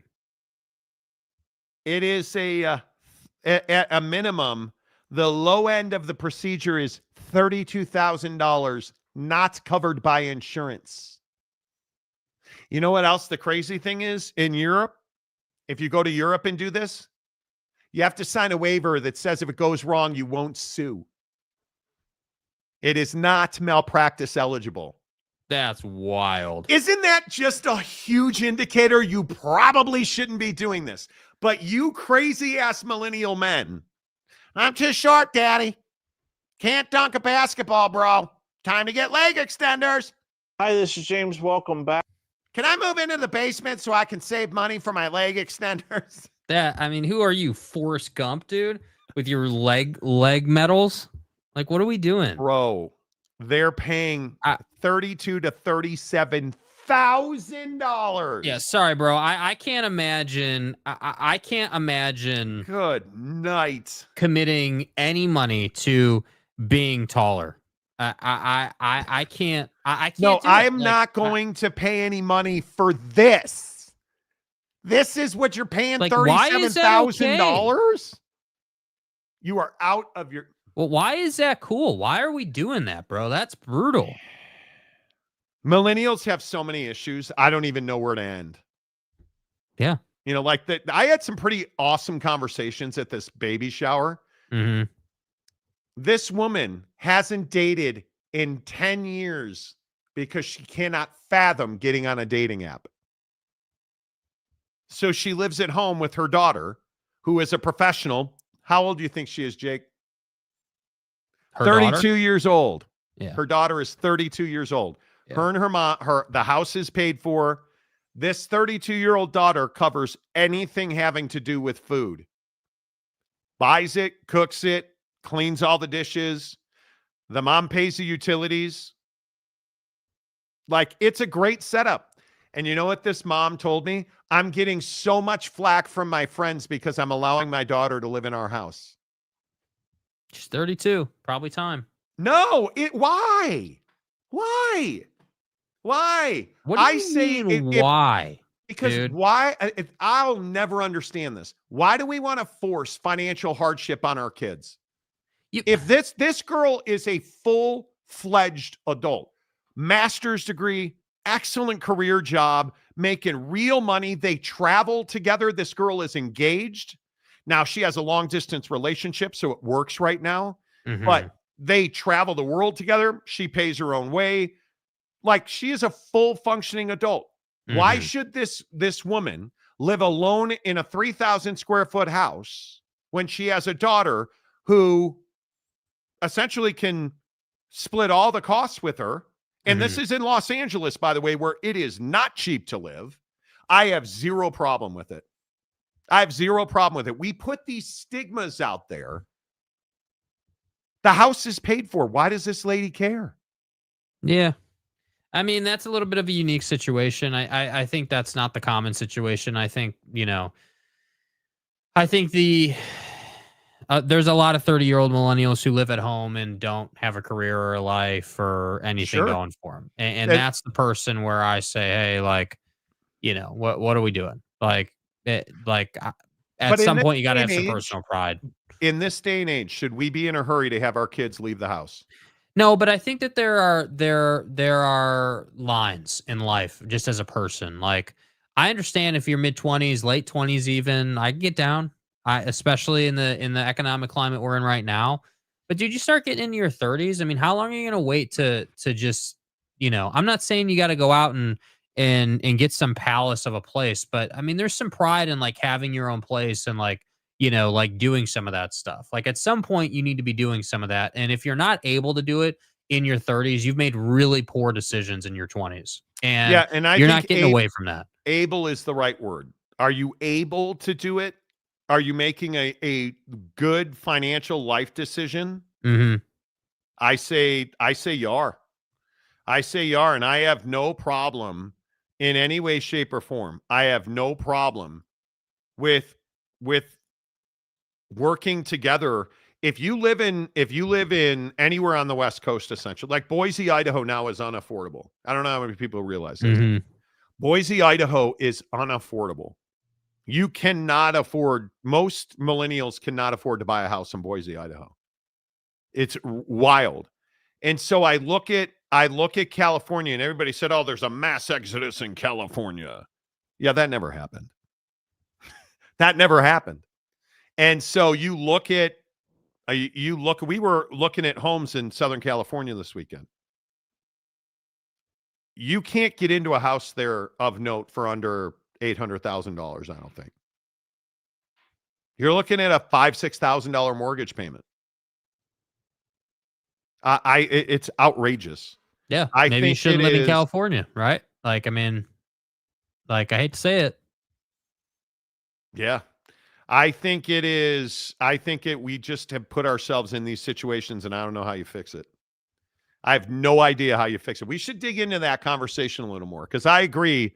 The millennial bum who doesn't have a job, didn't go to college, is just chilling in the crib because he doesn't want to tried work, to be an influencer at 24 and then never got back on the horse and didn't influence anything but his future. Yeah. I totally agree with that.